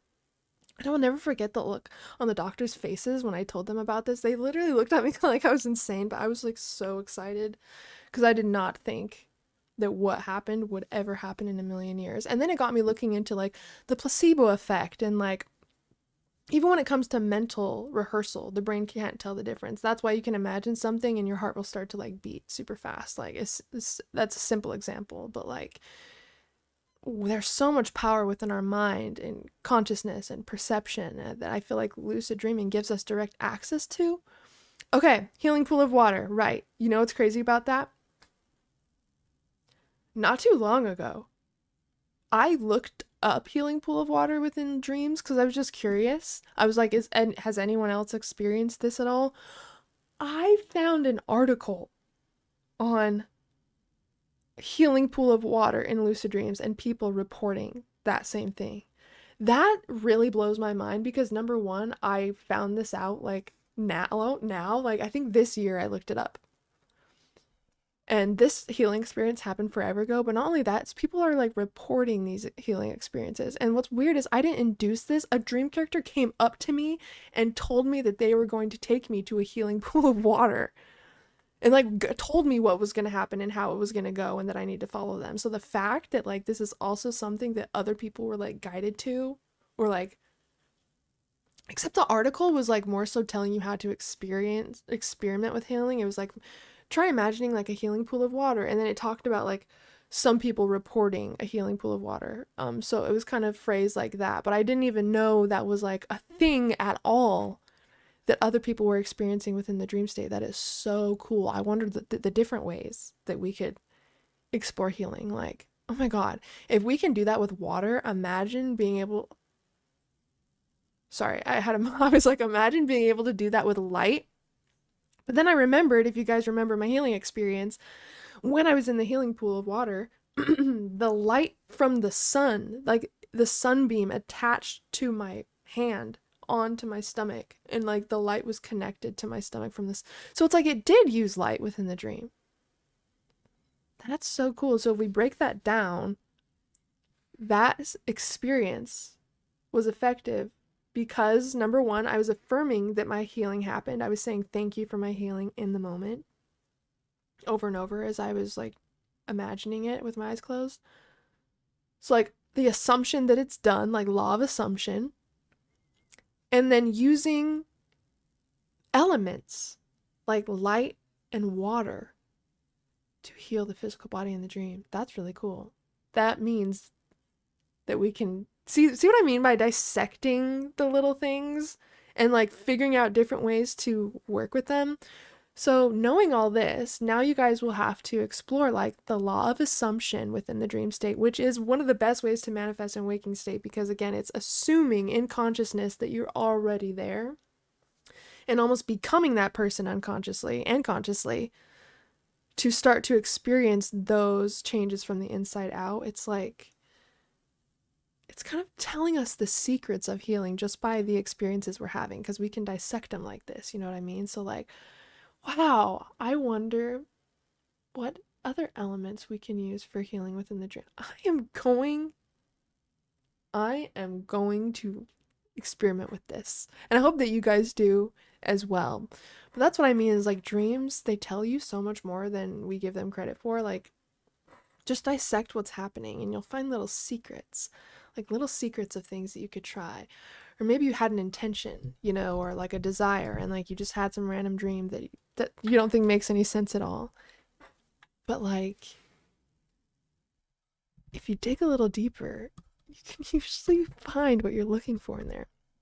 Did it heal immediately? So every single day up until that point, I was waking up with like a super bad flare up. I don't even know how to describe it. It was like burning, aching, stinging, gnawing, really sharp pain all over my stomach. And I was like, literally had to like put pressure on it. It literally felt like an open wound in my stomach. I'm not kidding. That's how I used to deal with the pain, is like just push on it, like put pressure on it and like curl in a ball. And it was like the worst. And I would like feel sick and like I wouldn't be able to do anything. And like every day up until that point for years, it was like that.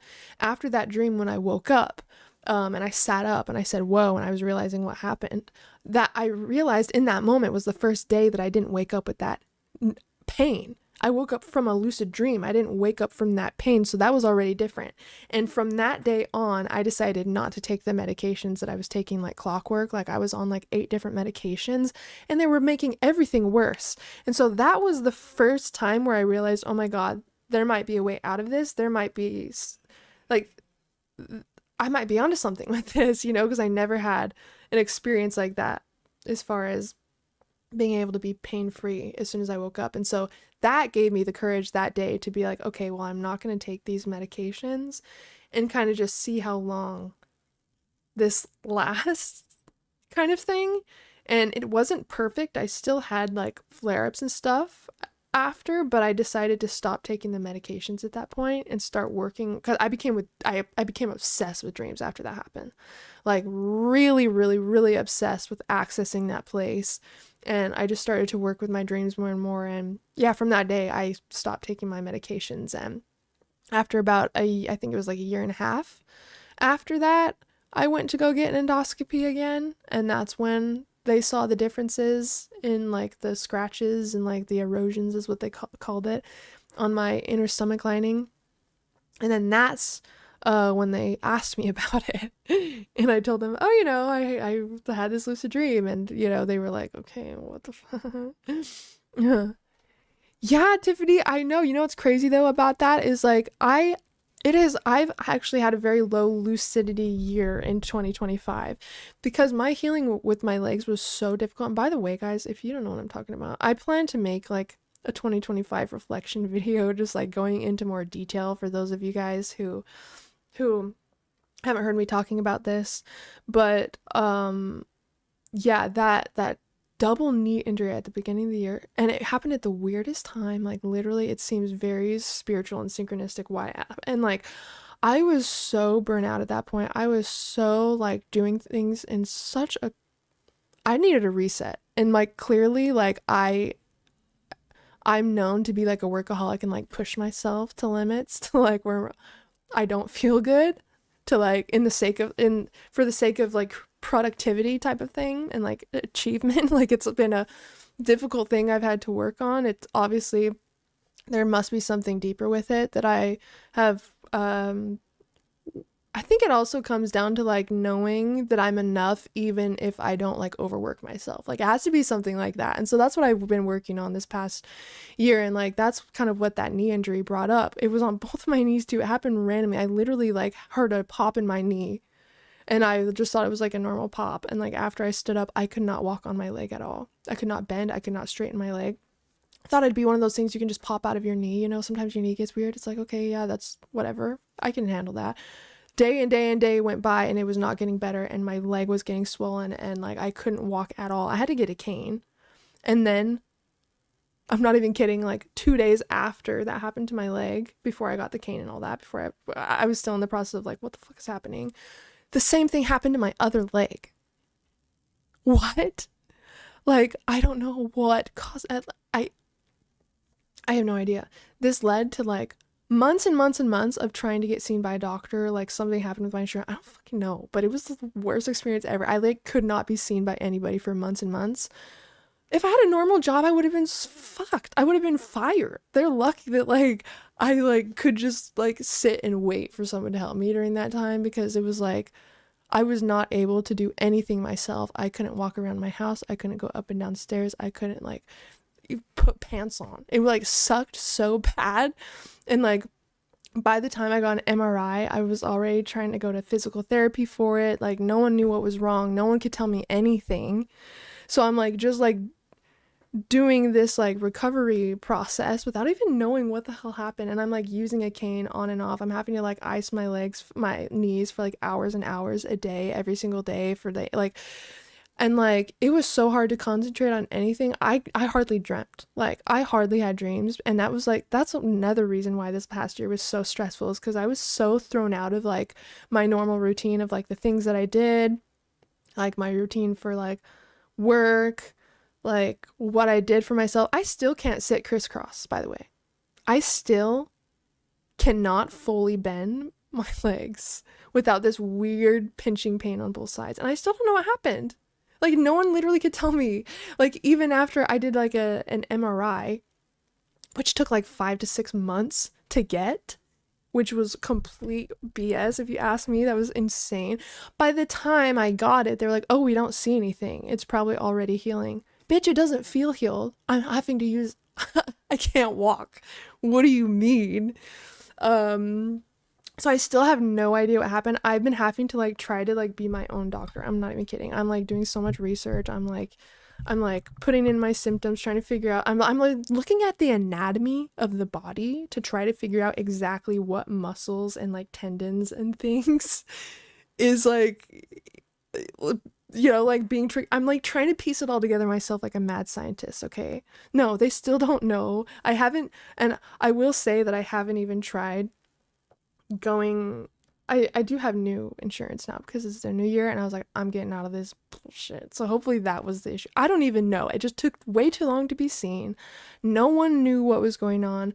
And like basically how it left off is I did the MRI and they said, oh yeah, we see a little bit of some like inflammation in like your fat pad on your knees, but that's all. Which basically it's like on the side of your kneecap, you'll feel like a little soft spot. Apparently that's your fat pads. They're like cushioning for your joints, but that doesn't explain anything. And so I went to physical therapy for like 6 to 8 months, doing all these strengthening exercises, doing all these things, and not even knowing why, like, or what happened, and like being so confused. And even still, I literally can't. That sucks because I always sat that way. I would choose to sit crisscross on the ground, even over sitting on a couch. Like, I would always be just like, I can't even sit on my knees. Like, it makes it so hard to do yoga now, kind of, because it's like, bro, I just want to know that it's healing normally. Like, if someone could tell me that and like just look at them and be like, okay, yeah, that's normal for a whole year later. Like, you know, so obviously I'm like, I can walk around now and I'm mostly back to normal, but some days it does get hard still. And I still can't fully bend my legs and like do things normally. Like, even when I get off the ground, I have to do this. It's like fucking crazy. I am grateful that I don't have to like, I know there's nothing wrong with using a cane, but I just felt so embarrassed because like people would ask me what's wrong and I don't know. What am I supposed to say? I don't know, and it's stressful. And I've honestly, that's another reason why it was hard to show up this past year, is because like I was so thrown out of my routines. I was exhausted. I was in pain. I was going to all of these like doctor appointments. I was like trying to figure everything out, like how to even like walk around and get back to normal. I wasn't dreaming, hardly at all. I felt like it was hard to show up in how vulnerable I was because number one, I feel like I didn't have a lot to offer because I wasn't dreaming and I wasn't like, it was hard for me to feel like, I don't know. It was hard for me to feel like I could show up and like fully be myself. It's like I should have just showed up. And this is one thing I'm realizing now too, is like show up exactly as you are because like whatever you're going through could be the medicine that somebody needs also. Like you could help so many people just from like sharing where you're at and for someone else to realize that they're not alone in what they're experiencing, you know? And so I really wanted to make more videos this past year and live stream more and do all of that, but like with all of the let alone all the projects that I was trying to do, but like just basically trying to survive and like feel normal. Like I did not feel myself at all because it's like without my dreams, I like felt so bad. I don't even know how to describe it. Like waking up and just feeling like my dreams were numbed out. I just felt like I just feel so disconnected from myself. And it was very hard for me to show up and like make videos and stuff when like it was just like I just felt so many things, honestly. So many things. And I thought about you guys every single day that I wasn't showing up. Like every, you know, like there's so many videos I wanted to make last year and so many times I wanted to go live and there was just I was just so exhausted in so many ways, like physically, emotionally, and trying to get other and you know what's so stupid about this whole thing? This is what's so dumb. Like literally last year, I'm pretty sure so I think I made my podcast video on like the 18th or whatever. I posted it and I was like, "New year, we're starting the podcast fresh, like this and this and this. This is going to be happening. This is going to be happening." And it was like my comeback episode basically. And then 8 days later, this knee thing happens. And the universe is like, oh, yeah, right? You think you're going to continue doing all of these things and try to do. Yeah, we're just going to hard stop. And like 8 days after my comeback episode, I disappear. And that's my last episode. So I had to learn to laugh about that. Like my comeback episode was my last episode. Okay, that's funny. Now it feels daunting to create another episode because I'm like, hello. It's been a while, but there's a lot that's happened. And I just, it hasn't felt like the right time this past year to like try to restart things when I know it's been like an up and down process for me the past year. But I'm finally starting to balance out, you know, and I really want to make more content this year. And I will say that a lot of my energy goes to my second channel because I create nightly sleep music on there. And several people listen to it nightly and I really want to be consistent with that. I use it also. I love that channel. It's creating safe spaces and experiences for people and I love that. But there's so many things that I want to do also that I'm trying to just find a way to balance it and have my rhythm with it again. So yeah, this past year was like totally something unexpected that happened literally in January. It's been a whole year since that happened. And even though I'm still healing and I gotta still be doing strength training and I gotta still be trying to figure it out sometimes, I'm grateful for where it's at now and that I can kind of show up and talk to you guys about it. But without boring you guys, okay, about the whole experience, I talk about it frequently because I want you guys to know, just in case you missed it, like where I was. Like it was very important for me to not feel like I like left, but it was probably no one, you know, it was probably fine. No one probably gave a shit anyways. People were probably the people who wanted to be in contact are probably in the Telegram group chilling, and everyone else is just chilling, doing their own thing. You know, it's probably me that was stressing the most about it, is the point. So yeah, I definitely had to, yeah, restructure basically everything and how I did things, and but I think it's for the sustainability of me, my body, and just like being able to like take things one step at a time and know that it's fine. Okay, like it's fine. It's fine. Okay, everything's fine. I will say some cool things that happened is I kind of had this thing where I wanted to try new things and experiment with um my looks and random stuff again because I had such long hair down to my knees and I was like scared to cut it and it was like so heavy and wet and it was like kind of a spiritual lesson at that point. I'm like, bitch, I gotta cut this off. I gotta just start fresh. Like the universe wanted me to just like for a sec and like you know, so we're just gonna refresh everything. So I got some layers. I cut a lot of my hair off. I'm working on my tattoo sleeve. I just went in for another session the other day, so I have some of the second skin stuff on it. Um, I never. These are my real nails. I just has a gel builder on it, but I never get my nails done ever. And I actually have been like trying new things. So I'm like, I'm just trying to like have more fun again. I feel like this whole past year has been like not very fun. I I I hope that you guys had a better year.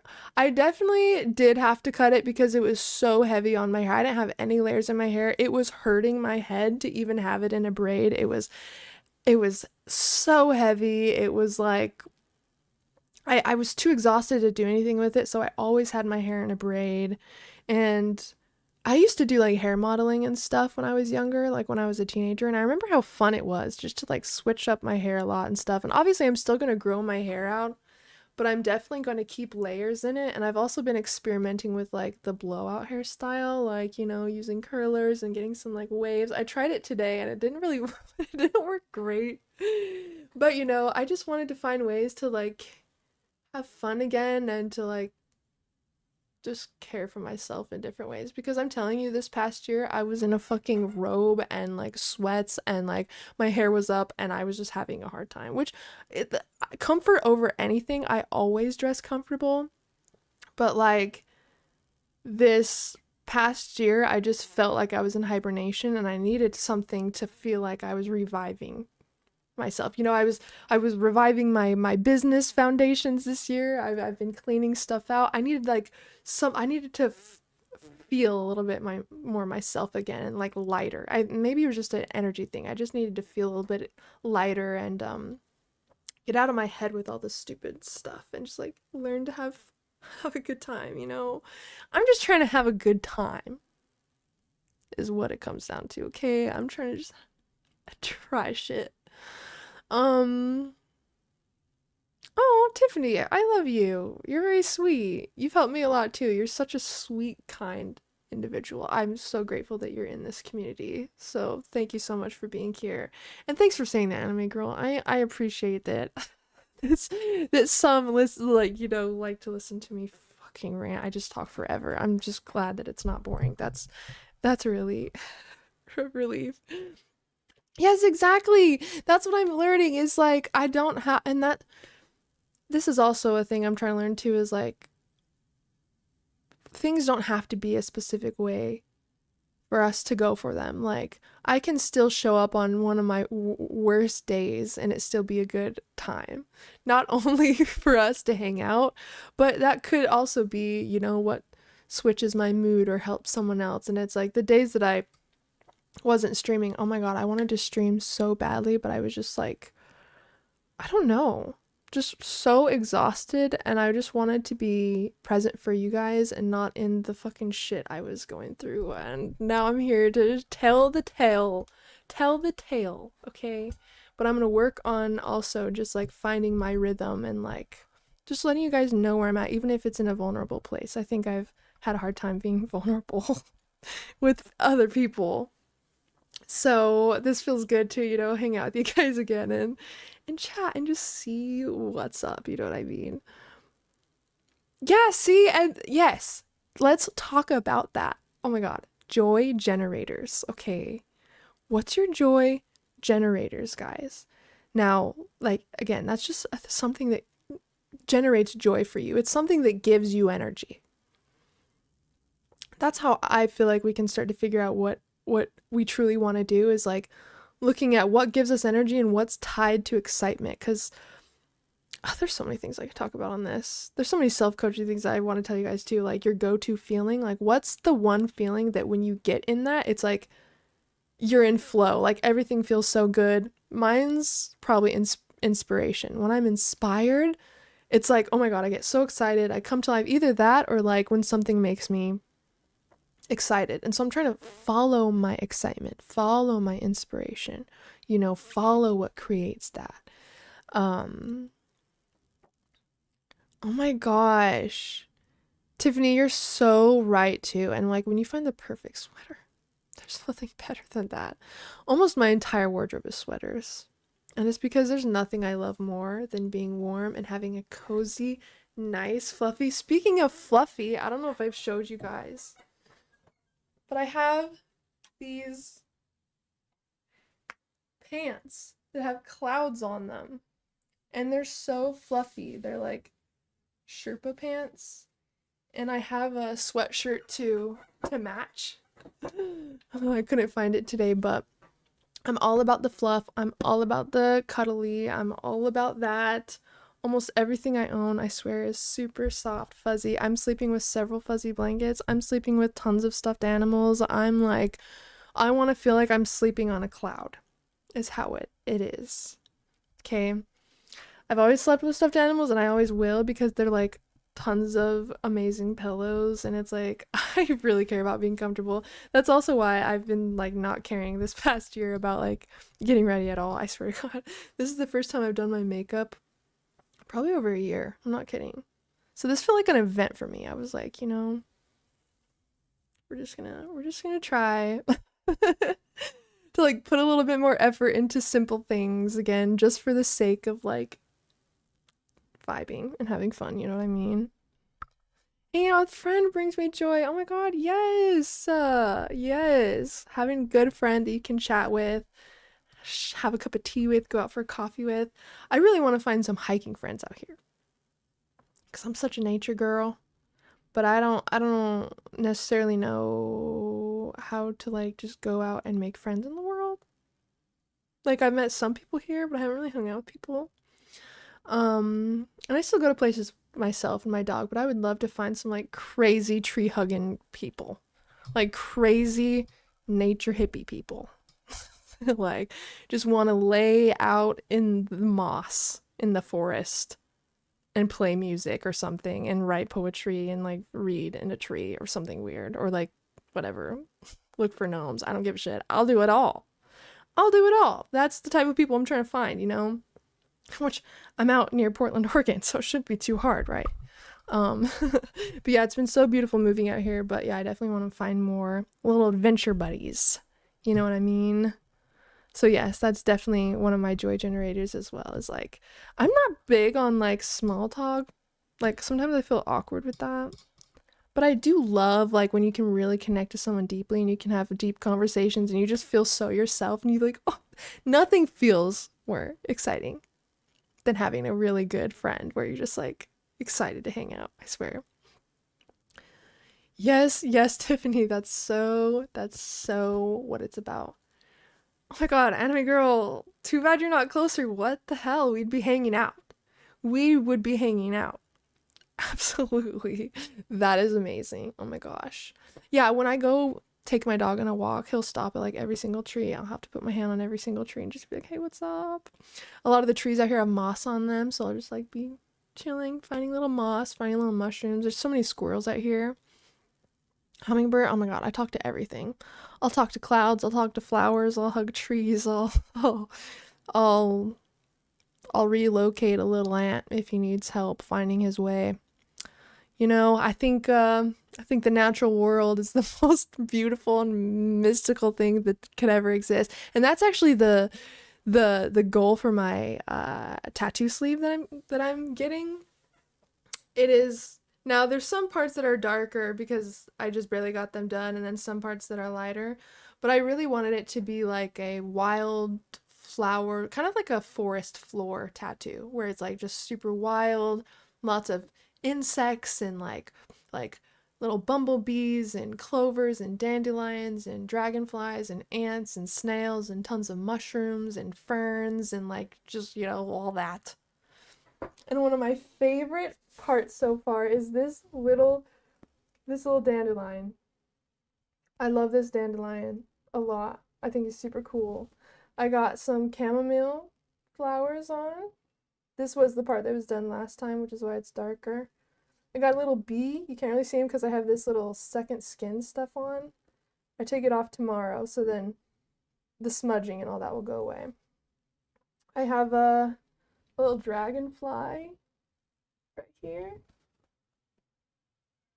So yeah, I'm gonna definitely, and I think it's gonna be going higher too, and like all the way down to my, I'm not sure exactly, I'm down for whatever. But yeah, that was the inspiration too for that, was like I am so just like really passionate about the natural world, and it creates so much awe. Like I can just lay on the forest floor for hours and just watch all the little critters and just lay on the moss and just look at little things and like, and I want my arm to feel like that it's like a little treasure hunt into like the magical natural world, you know what I mean?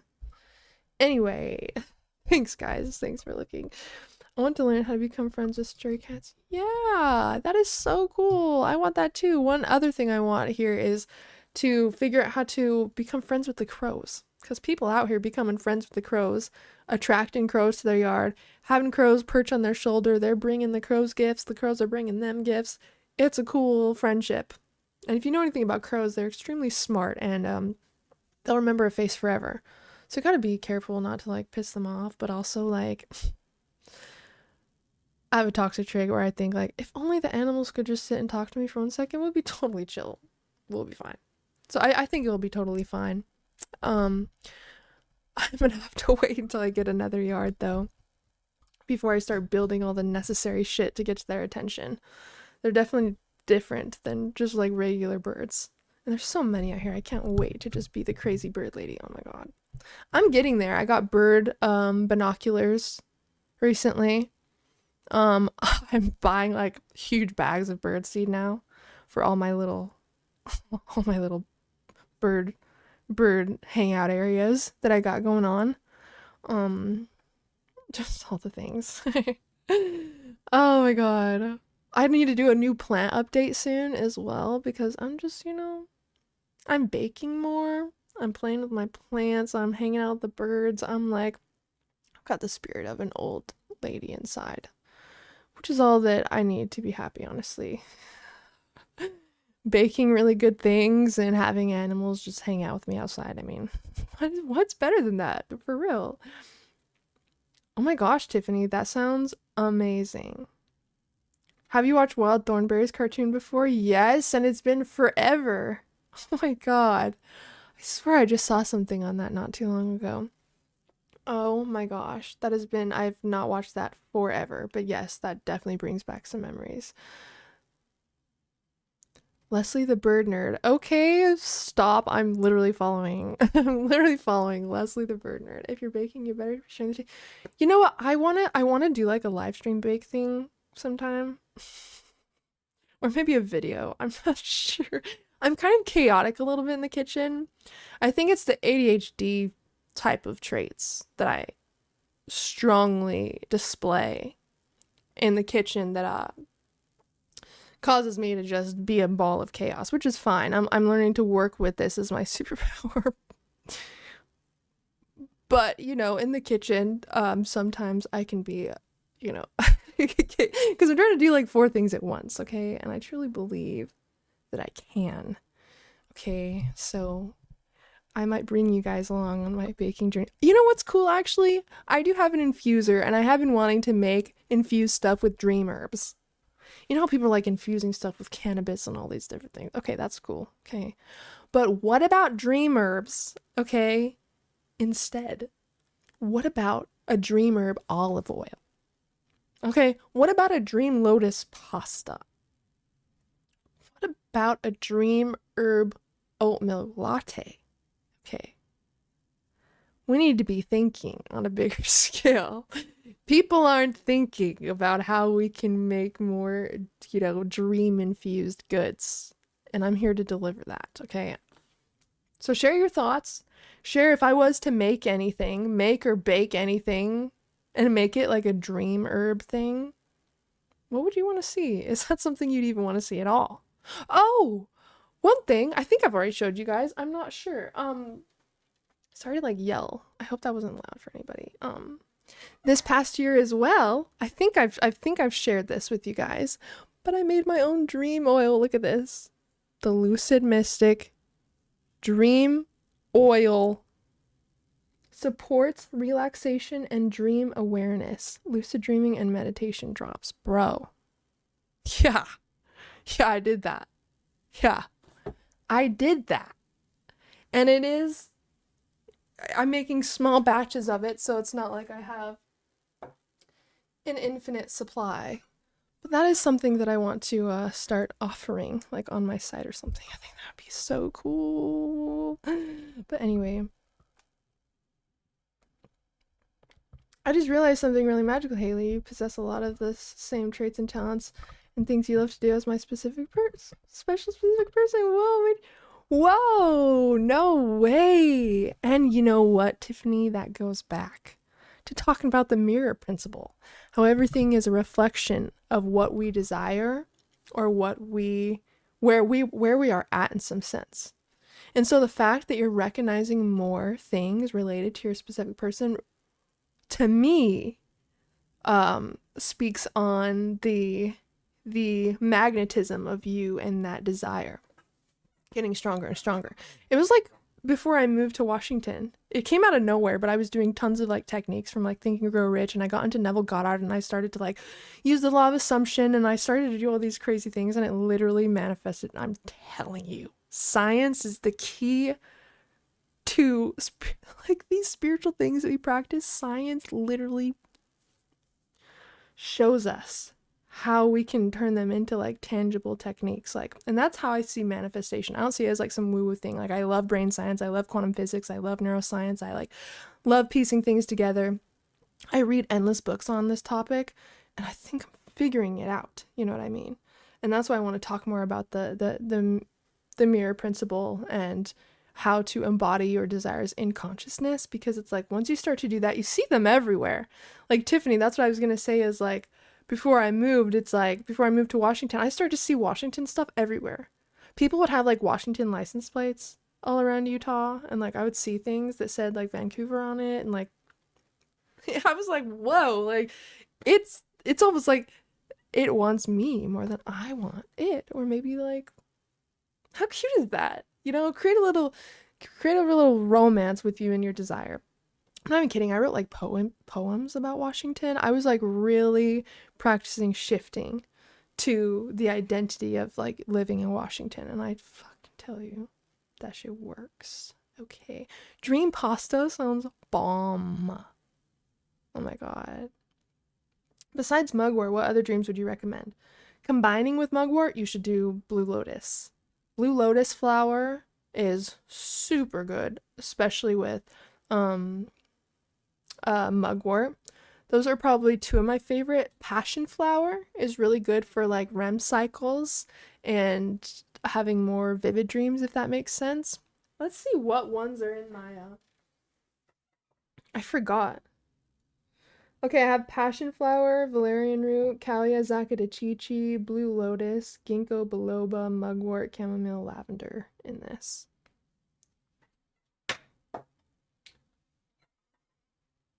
So all of those would be great to experiment with. And if you haven't seen my oil video, I did make a video on how to infuse. I did use an infuser. I have, Chan's got this one called Levo 2 Pro or whatever. It's like apparently a cannabis infuser mostly, but people use it for like random herbs and stuff. And I was like, bruh, I'm gonna make some dream herb infused stuff. Last time, I don't think it went that well. Maybe I just didn't let it sit for that long. I'll have to try again. But I tried making blueberry lavender dream herb infused oat milk for like a latte. And I was gonna make like a matcha latte with it. I don't even remember what happened with that. We'll have to try some stuff again. A dreamer pizza and pasta and Alfredo sauce. Oh my god. Guys, we're gonna be cooking. Like literally, we're gonna be cooking. Wow. I can't wait. This is gonna be so exciting.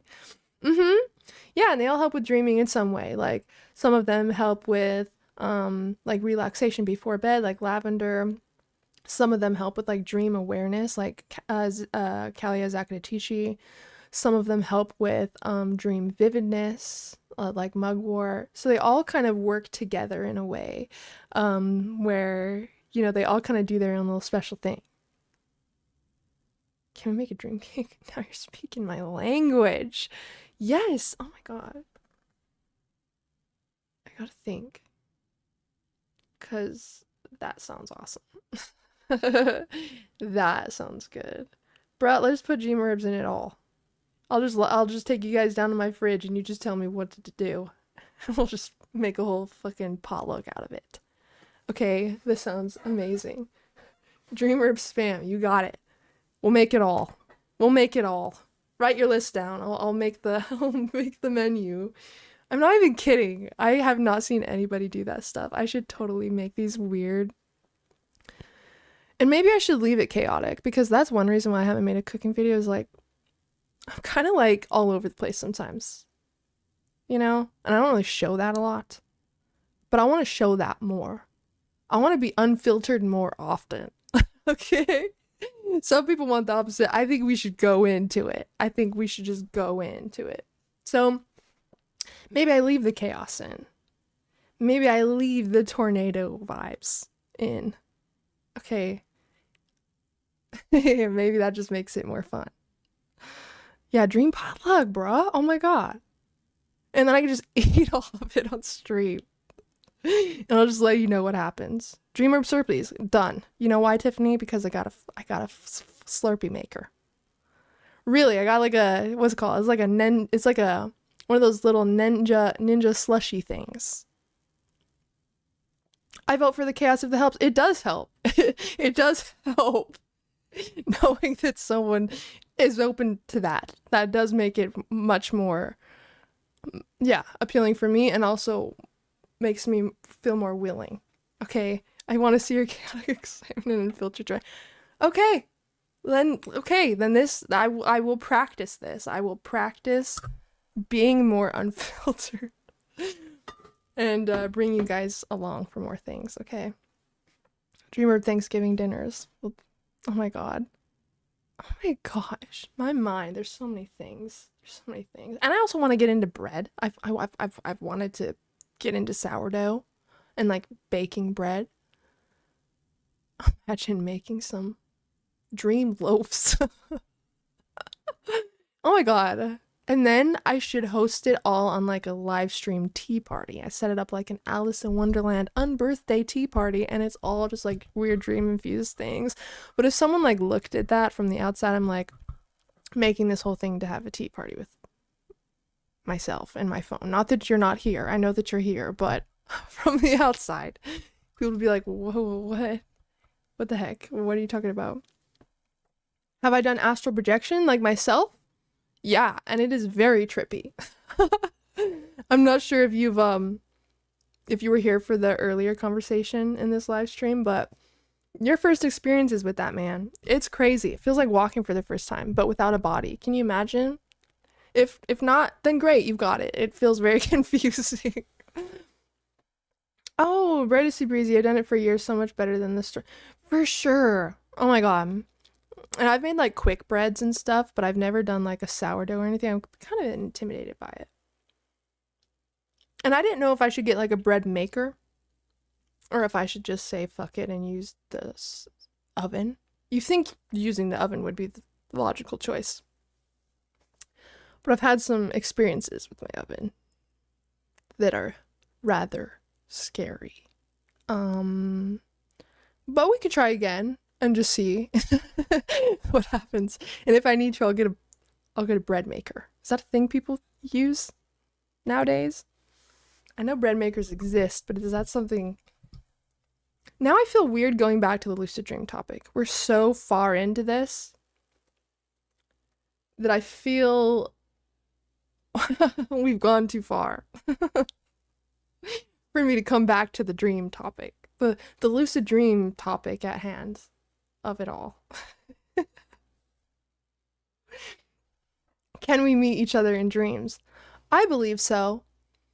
And I've had a few experiences with that. I wouldn't say that I've had a lot with that, but I have had some experiences with that.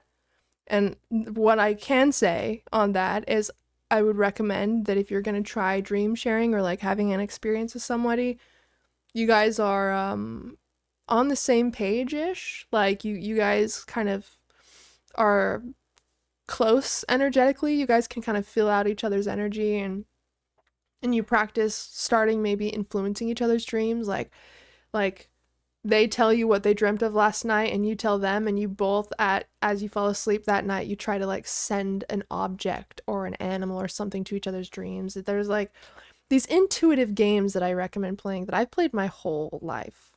I'm not kidding. This energy ball game, I'm pretty sure I told you about. I started playing this when I was 8 or 9. And it's, you rub your hands together and you create like a ball of energy until you start to feel static, and you close your eyes and you like put an image or a texture or like a feeling or whatever you want into this ball of energy, and you literally give it to the next person, like who's in front of you, and then they hold it and they like feel it, and then they tell you what is in the energy ball. Just a weird, just some cool quantum games. Why not, Yeah, exactly. Yeah, it kind of is like that. Yeah. Maybe I'll have to share a lot of the things. Oh, maybe we'll have to try some. Maybe we'll have to do like a little live stream or something where I actually try to send you guys stuff in consciousness, and we can practice like telepathy games, basically. Oh, that sounds fun. That sounds fun. Who votes for that? I do. I want to invite people to my dreams. And when you're lucid, by the way, maybe that would also be a good time to try to influence the other person's like dreams or thoughts. Because obviously we can do that when we're awake. In the dream state, I wonder if it'd be like faster. Maybe it's expedited shipping in the dream, Who knows? But yeah, that's part of the fun. Is dreamwork and lucid dreaming is not as rigid as some of us make it out to be sometimes. It can be really fun and playful and intuitive and creative, and you don't have to put a lot of rules on it. You know what I mean? You can just test things out and run your own experiments. And I'm telling you, you'll feel like your own little scientist. Oh my God, there's so many. I had this course that I ran, and like we would meet like every week. And every week I would give them like a challenge or something. It started from like dream journaling, working your way up to lucidity. And one of the end challenges was to create fire in the palm of your hand within a lucid dream. And what's cool about this is you're not only working with energy and working with your mind, you are confronted with like beliefs you have too about your abilities. Like, some people would be like, okay, create fire in a dream since anything's possible within a lucid dream, easy. And other people will be like, it shows you where your belief systems are at with your practices and stuff. So definitely like push yourself and experiment in your dreams and try weird things, and try working with elements and just like really run your experience and narrow in on it, not just like come up with something once you're lucid. Like have a structure or something, like have a notebook where it's like you have like columns of like, you don't even have to do this. This sounds like a fucking lot, doesn't it? My brain is like, create lists and then Excel sheets and then PowerPoints and then this and then and that's why I got into the big mess that I did last year, is because I was putting way too much on my plate, trying to map out everything. Okay, let's start over. I do recommend having journals, okay? I recommend having journals. I recommend just making them simple enough so that you don't get annoyed at like how many things you've got to do for it. So it's the same with dream journaling. You don't have to like decode every single dream and then write this, and then if you got lucid and this and this and this, even just writing like something simple and the date. Like if that's easy for you and it allows you to be consistent, then do that. You just want to do what's easiest, basically, that allows you to still be consistent with it. But when it comes to your experiments, you don't have to do them any complicated way. I just like to, I don't know, dude. I just like to map shit out, and I just like to like deep dive into everything. Okay, hence the title today. But I just think it's very helpful to like, since this is a a plane of infinite possibility, I think it's good to remember the things we've tested out and the things we want to test out that we might not remember later, and you know, routes we've already taken and new things we can try. And I just think clearly I don't use lucid dreaming just for fun. Clearly I like I just have a lot of things that I think I need to test out or explore or understand deeper, and I don't have time just to like. Maybe I do. Maybe I should have more fun within my lucid dreams. There's just so much to do. I'm like, okay, guys, make sure you have a to-do list, because when you get lucid, sometimes you don't remember a couple things you wanted to try, but if you like have something you've thought about that you've been waiting for an opportunity to try, you're much more likely to not only remember it but actually be able to achieve it. So just get very clear, okay, with the things you want to try. And if there's too many, then, you know, start writing them down. But it could be something as deep as, you know, work with your shadow, or something as silly as, yeah, manifest fire in the palm of my hand. Like wherever you're at, that you'll learn something from all of it. Hey, Tiffany, so then maybe that's where your medicine is. You know what I mean? Kind of interesting. Because it's weird. Fire, it like, I'm guessing for you, fire, which obviously it's true, it's like something that's like out of our control in a lot of senses, so it feels very scary. And in a lucid dream, practicing creating fire almost gives you the subconscious control over the experience. And so if there's any fears that we have, or like phobias, like let's say you're scared of spiders, even though you're scared of spiders and your brain thinks it's a real experience when you're lucid dreaming, you know that you're awake.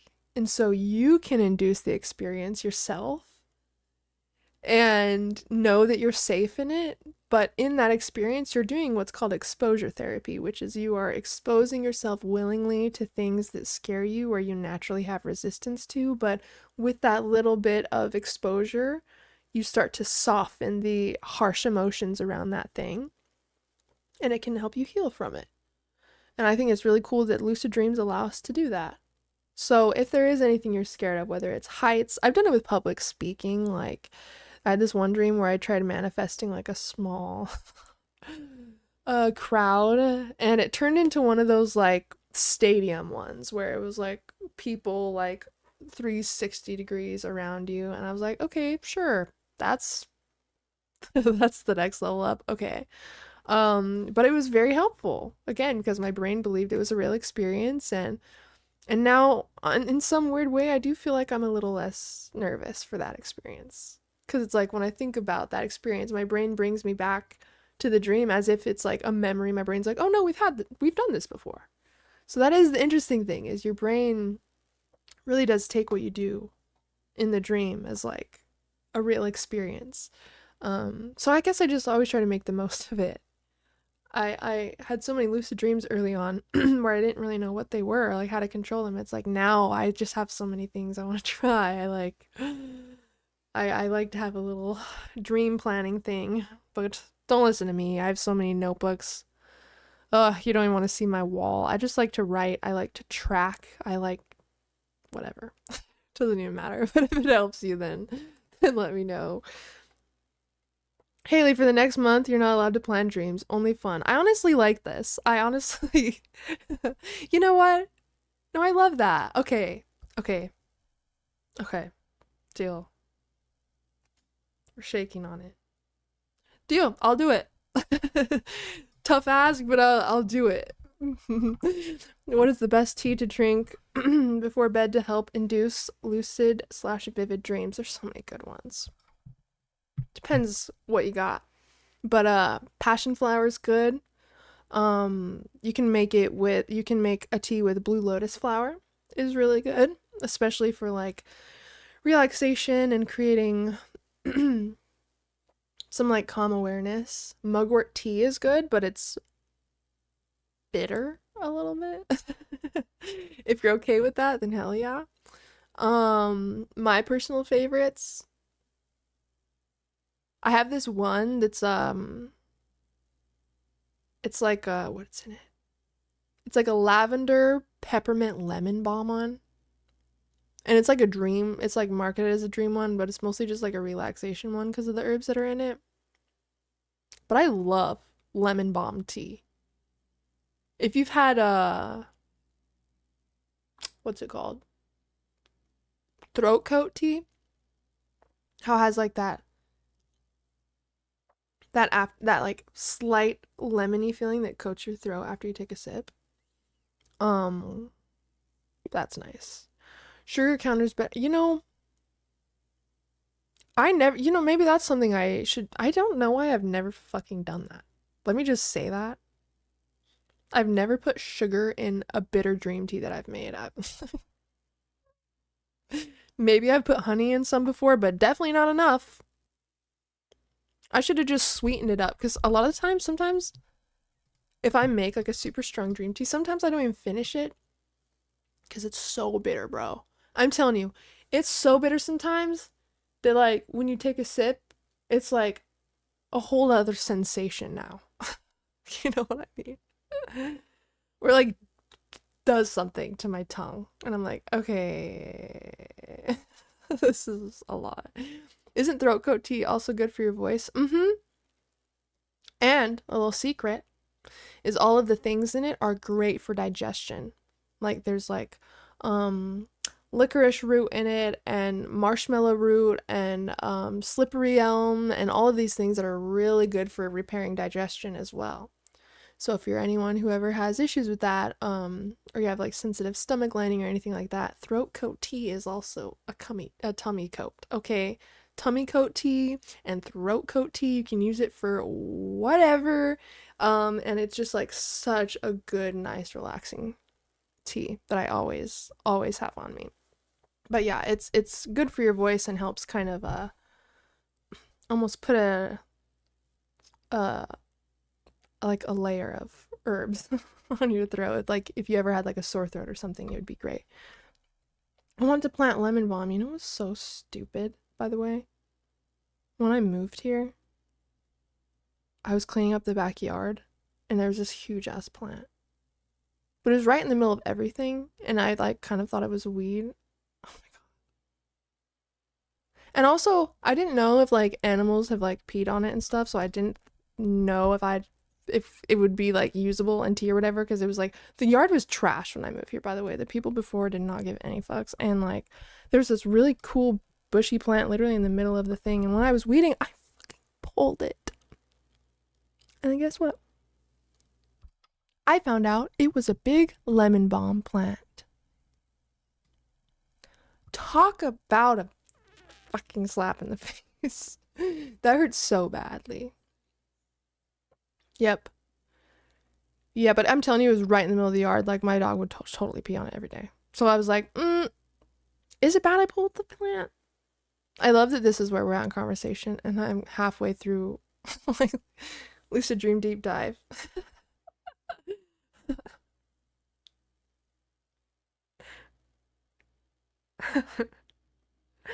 Okay. Do we even go back to that? Is that normal at this point? Can I pivot that far? I don't even know.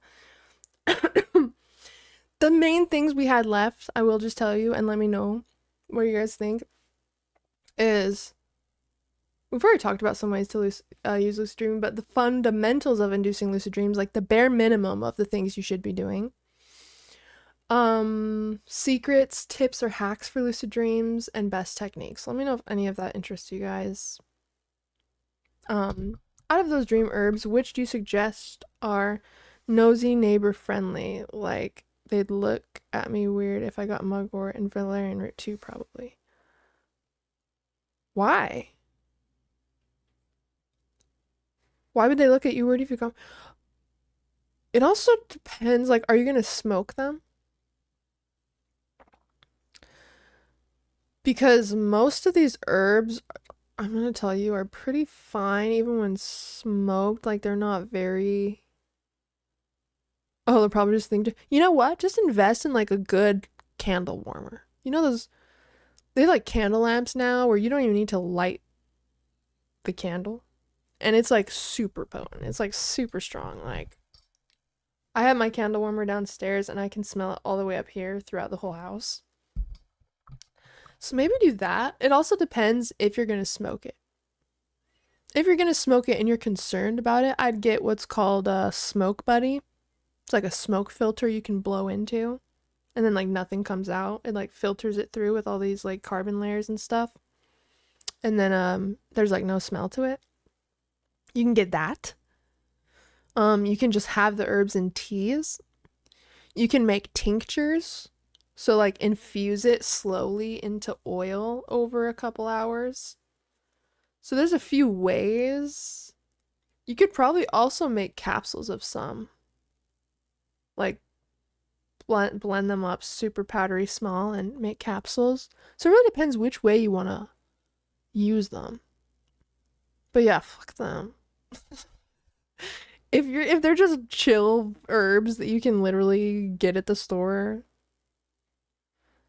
then who cares? But I get what you mean by not wanting neighbors to think you're like doing weird sketchy stuff. Oh, then tea, you're fine. If it's tea, you're good. Neighbors tend to poke through your mail before you get it. Oh my god. First of all, that annoys me. Second of all, do they just like open your mailbox?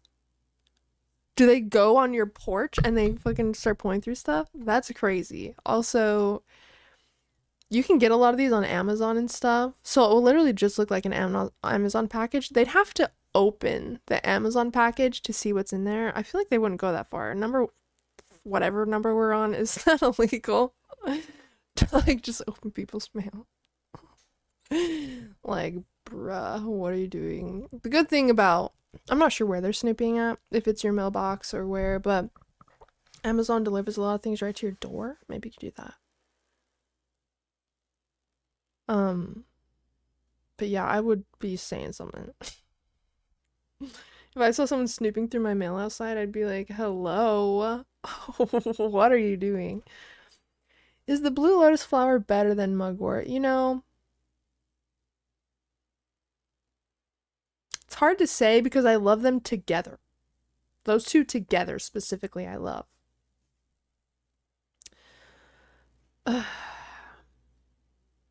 You might notice a bigger difference starting with mugwort. Because mugwort, they both do similar things. That's why I think they're great together. But mugwort is more like universally popular or known, I'd say. For like dream vividness and dream recall and stuff like that. But like, I feel like Blue Lotus and mugwort have a lot of the same benefits type of thing, which is why I put them together. Lotus flower helps with awareness. It's like a meditative awareness, if that makes sense. And it helps your dreams be more vivid, if that makes sense.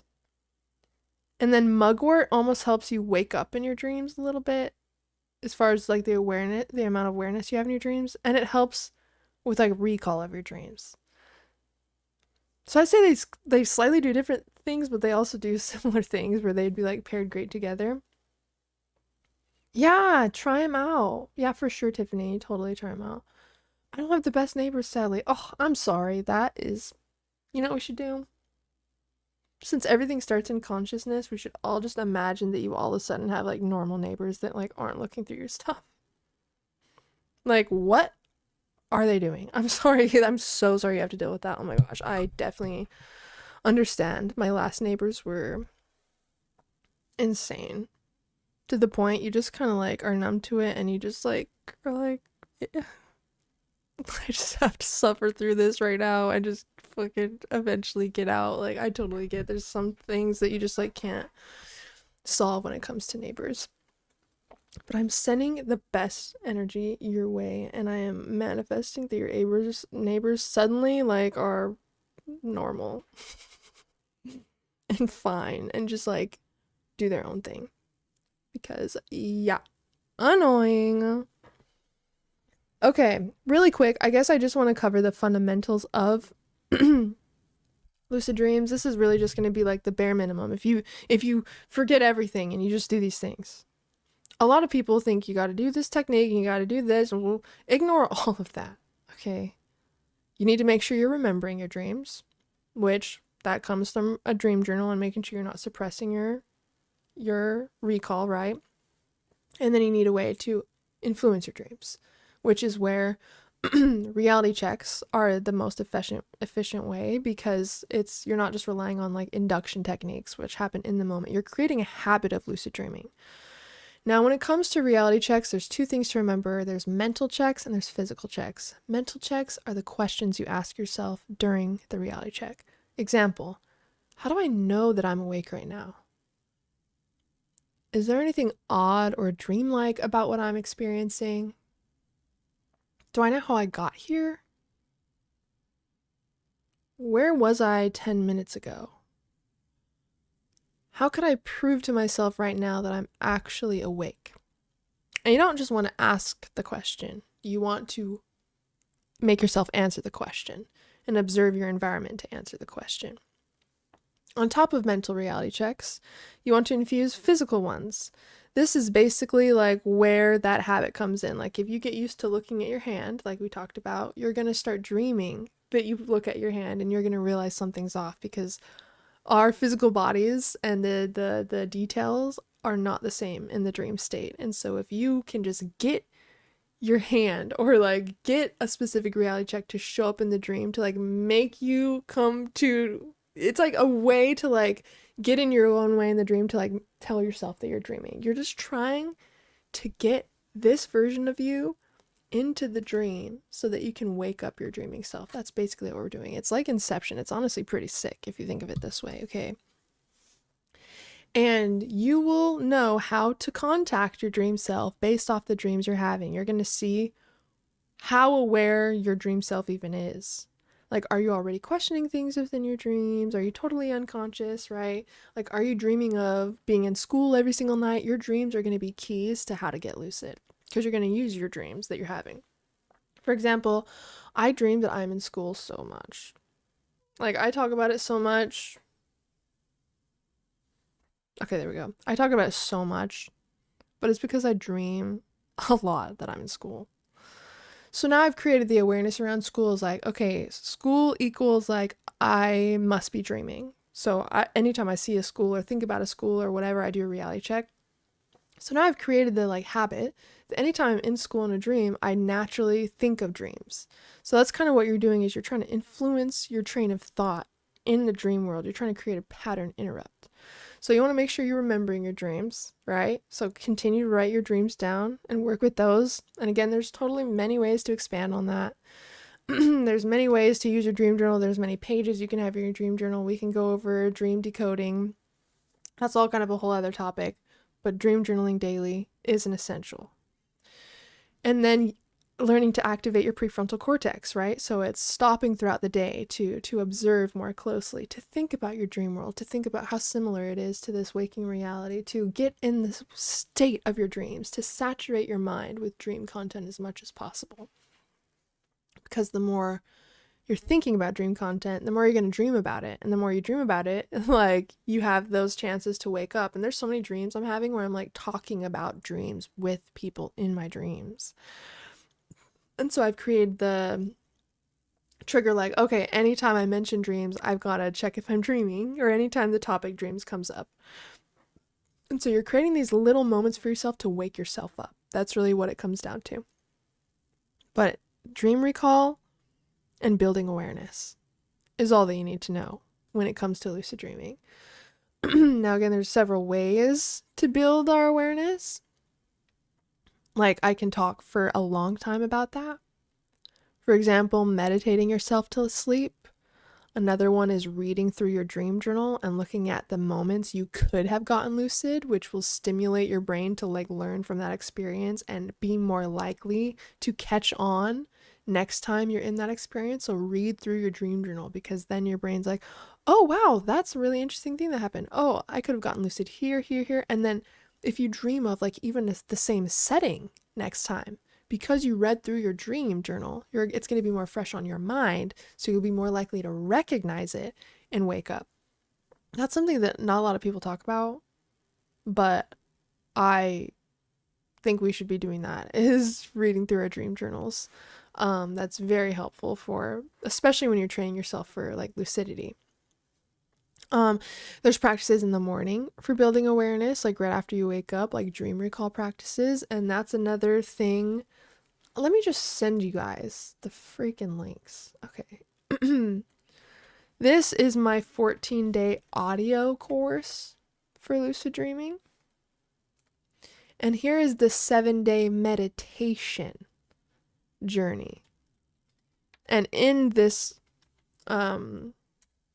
meditation journey, there are meditations for dream recall and meditations for reality checks and building awareness and things like that. So if those are helpful to you, they are now available.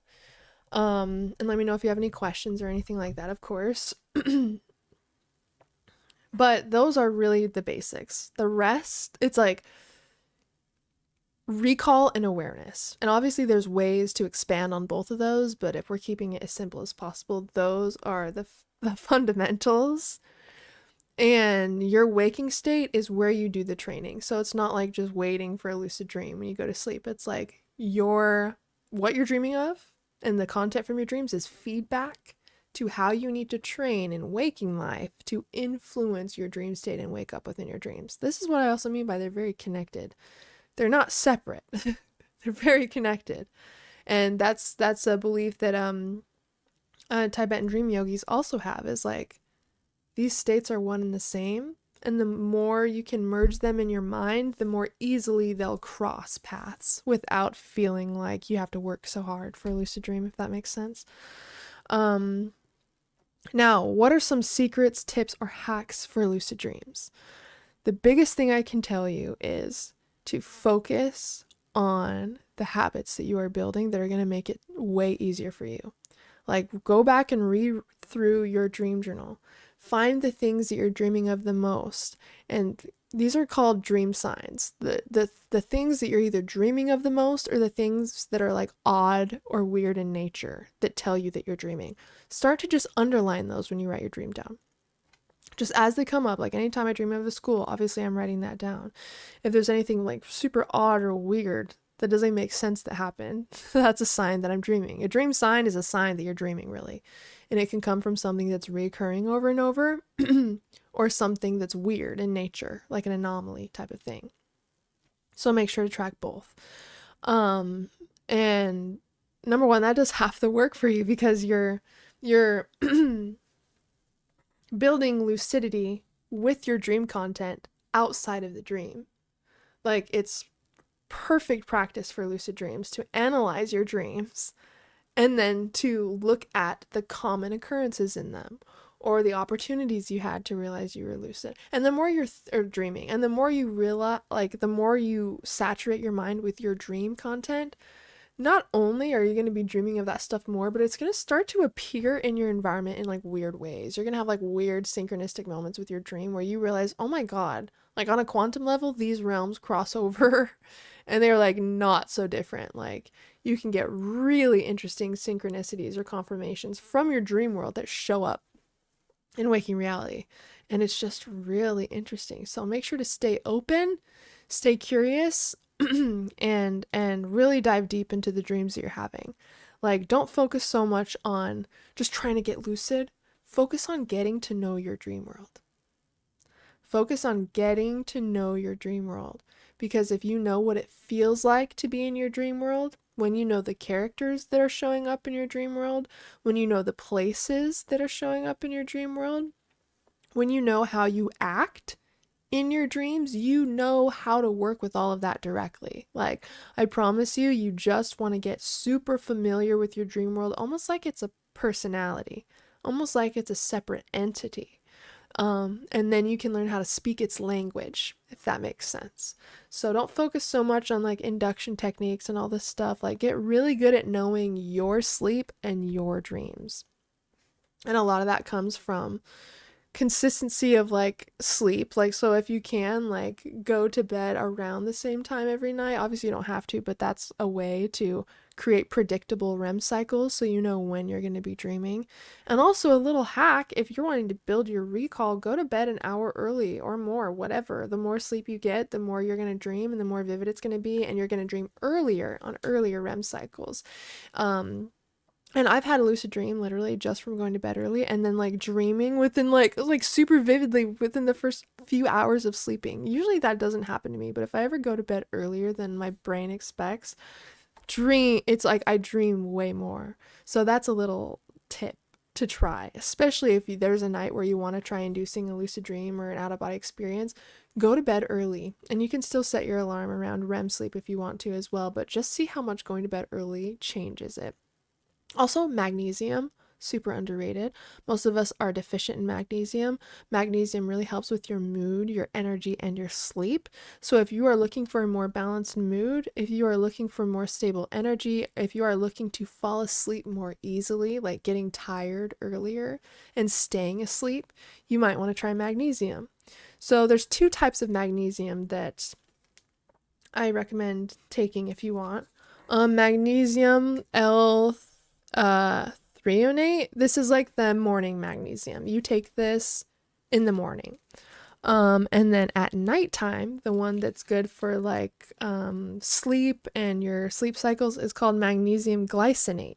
And so you would take this a couple hours before bed. So again, magnesium L-threonate, if you want to take that, you can, but you can also just take a magnesium before bed and be totally fine. I do recommend this one. This is called their holier vitamins. It's their night minerals one. As you see, it has magnesium in it, but it also has tart cherry and L-theanine in it, which is really good for dreams. We talk about tart cherry juice all the time on this channel for being a dream herb. Like, drinking tart cherry juice is something that stimulates tryptophan, which the body turns into natural melatonin, and so it can actually help you get tired more easily, which can then serve your dreams because you're more rested by the time you get to your REM cycles. Mag glycinate works wonders for me. Good. Yes. Magnesium glycinate before sleep is amazing. And again, there's so many different forms you can take of it. Depending on how I feel, I'll either take 2 of these, or I usually will take the night minerals one. And then sometimes I do forget to take magnesium in the daytime, but yeah, there's one for night and day, and at least before bed, especially since we're talking about dreams. That's a great one to take before bed. Let's see, any more hacks for lucid dreams? Let me see, any more hacks for lucid dreams? There's so many I could talk about. There's so many. Setting up a couple dream triggers of like when you remind yourself to check if you're dreaming. Again, that's something we've talked about a lot, but I feel like sometimes we can just forget these things and go unconscious to like the reality checks or dream triggers. And so just like start to really get dream work on the front of your mind. And again, sometimes it can be normal to lose motivation and all that, but if that's the case, I would set up like, okay, these next 2 weeks, this is what I do for myself. I just begin an event. I just create an event and I tell myself, okay, for the next week, I'm going to practice this or do this. And I like kind of set up my plan and I make it a thing. And that helps me actually commit to specific things, like to make it fun, to make it like your main focus in a specific area. And you can totally use that for dreaming, like, okay, for this next week or 2 weeks, I'm going to take time to notice the dream worlds that I'm at, like the locations I'm at in my dreams. Maybe you want to use these next 2 weeks to just notice how aware you are in your dreams, or see if you can influence your dreams. You know, it's like just set one main focus for a certain amount of time and just test it out and just, you know, make sure that you're saturating your mind with dream content. Because again, as long as you can start saturating your mind with dream content, if you get in your dreams and you're talking to someone about dreams, that could be enough to trigger lucid dreaming. You know, you just want to get there and to create habits that support that, because then you're also making this a lifestyle. It's not just like, oh, I induced a lucid dream on Saturday. It's like, oh, you can consistently wake up in your dreams because you've set up triggers to wake yourself up. And again, it's all about habits throughout the day, and then finding ways to activate that prefrontal cortex. And again, like anytime we're critical and like, oh, this is a great one. Um, I if there's an emotion you don't feel a lot, or maybe there's an emotion you feel a lot in your dreams, anytime it comes up, check if you're dreaming, like do a reality check. Because I remember having a couple of dreams before where I was like at a workplace or something, and then something crazy was happening, and I was like, it was so shocking. I was like, wait, I have to check if I'm dreaming because this is so crazy. And like, it turned out I was dreaming. And it's like, if you are like, if you want to make anger your lucidity trigger, or like anytime you're like shocked by something, to start doing a reality check. Or like you can create actual local points, like anytime you leave the house you do a reality check. Whatever it is, you want to set up subconscious cues almost for your brain to remind you of lucid dreams and to check if you're dreaming. It really does come down to brain science. Maybe we'll have to do a live stream literally on specific like brain science techniques that we can use for lucid dreaming. Because again, like even the dream journal, writing in your dream journal when you don't remember dreams, that's activating your brain's prioritization system and telling your brain, okay, we're doing this consistently every single day, so this tells us we should bring more of that dream recall to the conscious mind, since we're clearly wanting to use it now. It's like the little actions we take signal to our subconscious mind what is important to us. And so there's ways we can hack this to use it for little dream work things that help us dream more, or wake us up within our dreams, or whatever it is. And so yeah, if you have any questions about any of this, obviously let me know, but also please join the Telegram chat. Like and you can find that in my link tree as well. I'll post my actual full link tree link, that way you guys can access it. But it's the one that says Telegram community group chat. You have to go down a little bit. I have a bit of stuff on there. But yeah, feel free to join there, share your experiences, ask questions, whatever it is. I would love to hear from you guys and just kind of see what you're up to and kind of what you're working on.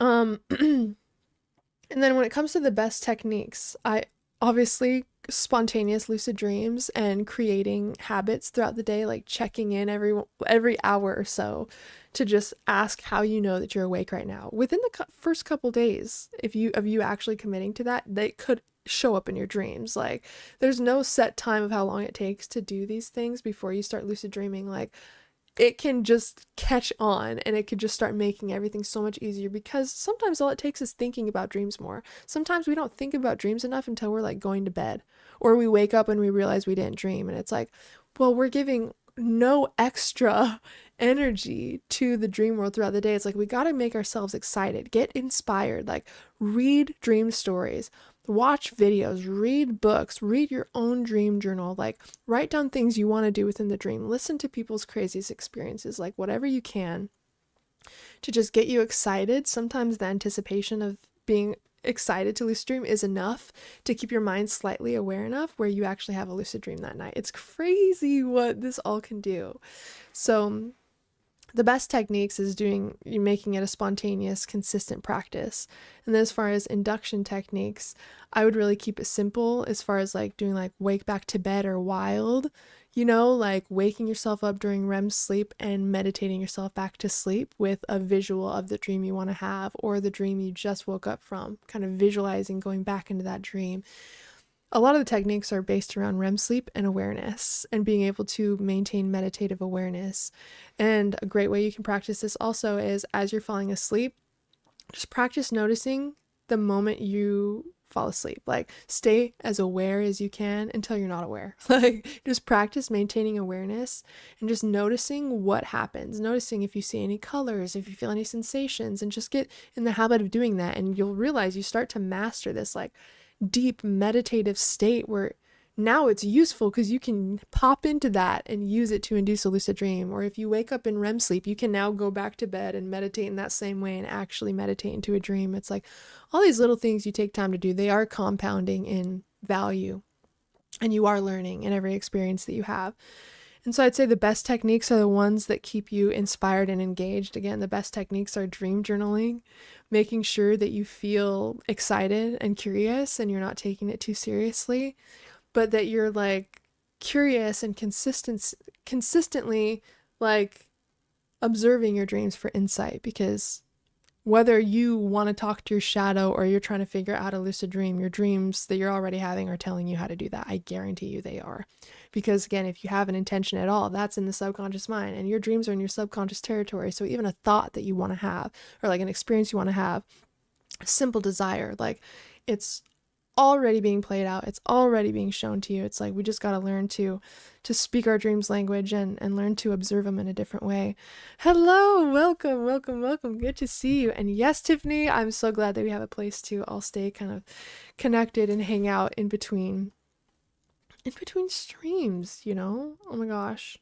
And yeah, always feel free to share your guys' experiences in there. I'm in there pretty consistently, not every day, but I am in there. But I hope that this was helpful, and it was really good to hang out with you guys. And oh, hello, cheese delivery coming. Oh my gosh, I think he actually means cheese. Oh, I have a little flatbread here. Welcome. A little peanut butter flatbread. It looks like he's coming in. Sorry, there's a dog bed in the way. Oh, that's good. We have cheese. Cheese. Oh my gosh. Right. Is this all for me? Yeah. You know what? What the heck? Enjoy the rest of your life. Thank you. What about... Did you have some? Of course. Whoa. That's right. You tell him, bud. Come on. Okay. Come on. Oh, thank you. I love you. How fancy. Oh my gosh. This jam is a heirloom apple and maple syrup jam that we got at this like little cheese shop downtown. Let me try this. I think this is like a white cheddar, like an aged white cheddar cheese. Oh my gosh. Sorry, I have to try this. Okay, we have aged white cheddar on it and a little bit of sliced apple. Okay, let's try.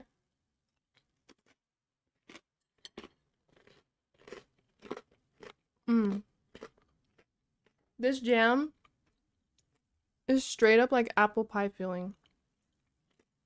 It's so spicy. And that white cheddar is so good. Oh, that's another thing. Have you guys heard of cheese dreams? For some reason, cheese gives people vivid, weird dreams. And so apparently if you eat cheese before bed, you have more vivid experiences. You'll have to tell me if you have tried that, or you have. Do you guys have cheese dreams? I don't know. I don't eat cheese enough for that to happen. I witness my dreams. In my dreams, I know I'm dreaming when I do reality checks. Let me see.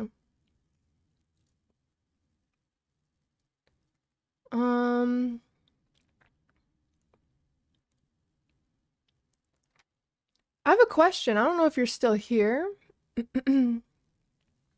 Ashiwa Entertainment. So it's a witnessing dream that you're not in?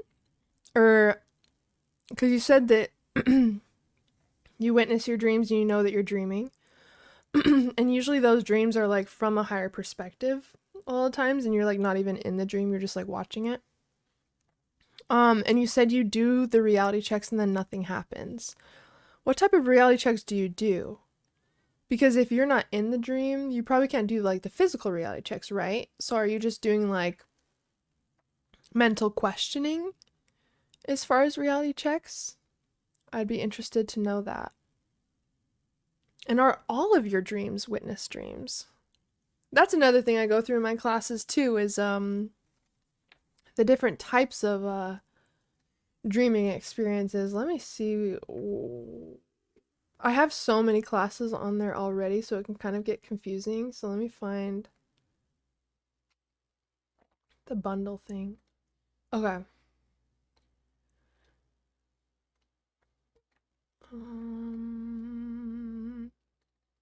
Okay, so this is the bundle to the class that I did. And there are individual, and I'm just gonna send in the chat right now the links as I talk about them, okay? That's the bundle to these 3 I'm about to post. This next one is Intro to Dreaming, which is the foundation of Dreamwork. It goes into the science of dreams, the mysteries of how dreams have been used for thousands of centuries, modern ways to use lucid dreaming for exploring consciousness, learn amazing ways. Dreamwork and lucid dreaming can transform your life. That's the Intro to Dreaming right there. The next class in that series is the Dream Journaling class. In this class, you'll learn how to remember more dreams, spot patterns and clues in your dream content, and decode the unique symbolism in your dreams. You'll get access to those dream journal pages that we talked about, and then we'll go through a little dream journaling a dream journal crafting little session together. Okay. Sorry, I know there's a ton of random links and I didn't put what they are. I'm just setting those as I'm telling them. Okay, lastly, this is the lucid dreaming class.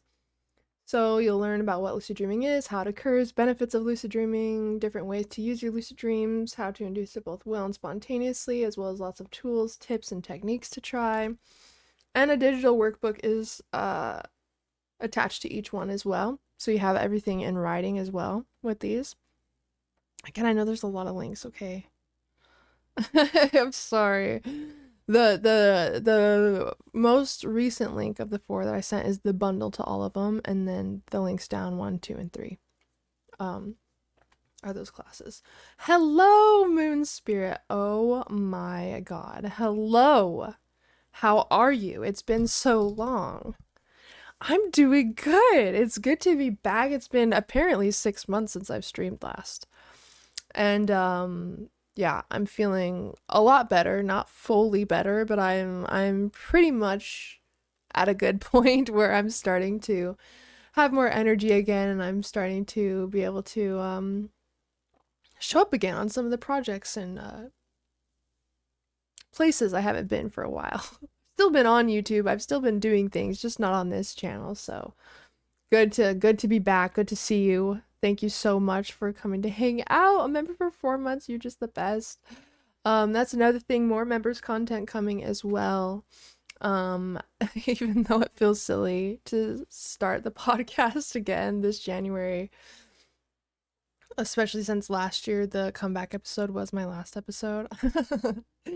This next episode of the podcast is going to be a little bit of catching up, setting the basis for the new vibe, and then we'll continue normally from there. So yeah, good to be back here, and there will definitely be more spaces where we can all connect and stuff as well. So that is so exciting. Let me know, guys, though, if you have any questions about any of those courses or classes listed. Again, it's all in my link tree. And that can just be found basically anywhere in my bio on Instagram and basically linked everywhere. But that's where all the resources are currently while I'm finishing my website and stuff like that. I love you, Tiffany, and thank you guys so much for joining. I really do appreciate it. We're about to end here, but I just wanted to say I love you guys. Thanks so much for hanging out with me. It's good to be back. Please join the Telegram group and feel free to hang out with me in there. I can't wait to make more content on this channel. I can't wait to hang out with you guys more. And this was definitely what I needed today. Like, I love you guys and I've missed you so much, and I hope that you guys got something out of this today. But I love you guys. I hope you have a good night. I hope you have a great Saturday, and we will stream again soon. I'll post it in the Telegram group when it will be happening, and I may create an event on YouTube where it shows up and you can see it and you can schedule to be notified. Sometimes I just go live and I don't create an event, so we're gonna see what happens, but Telegram should know first. So if you want to head over there, please do. And it's been so nice hanging out with you guys again. Send you guys all the love. Thanks again, and I can't wait to talk with you again. See you guys. Sending you endless love, endless lucidity always, and yeah, have a good weekend. I will embrace my inner chaos. That is the name of the game this year. I promise. All right, love you guys. Bye.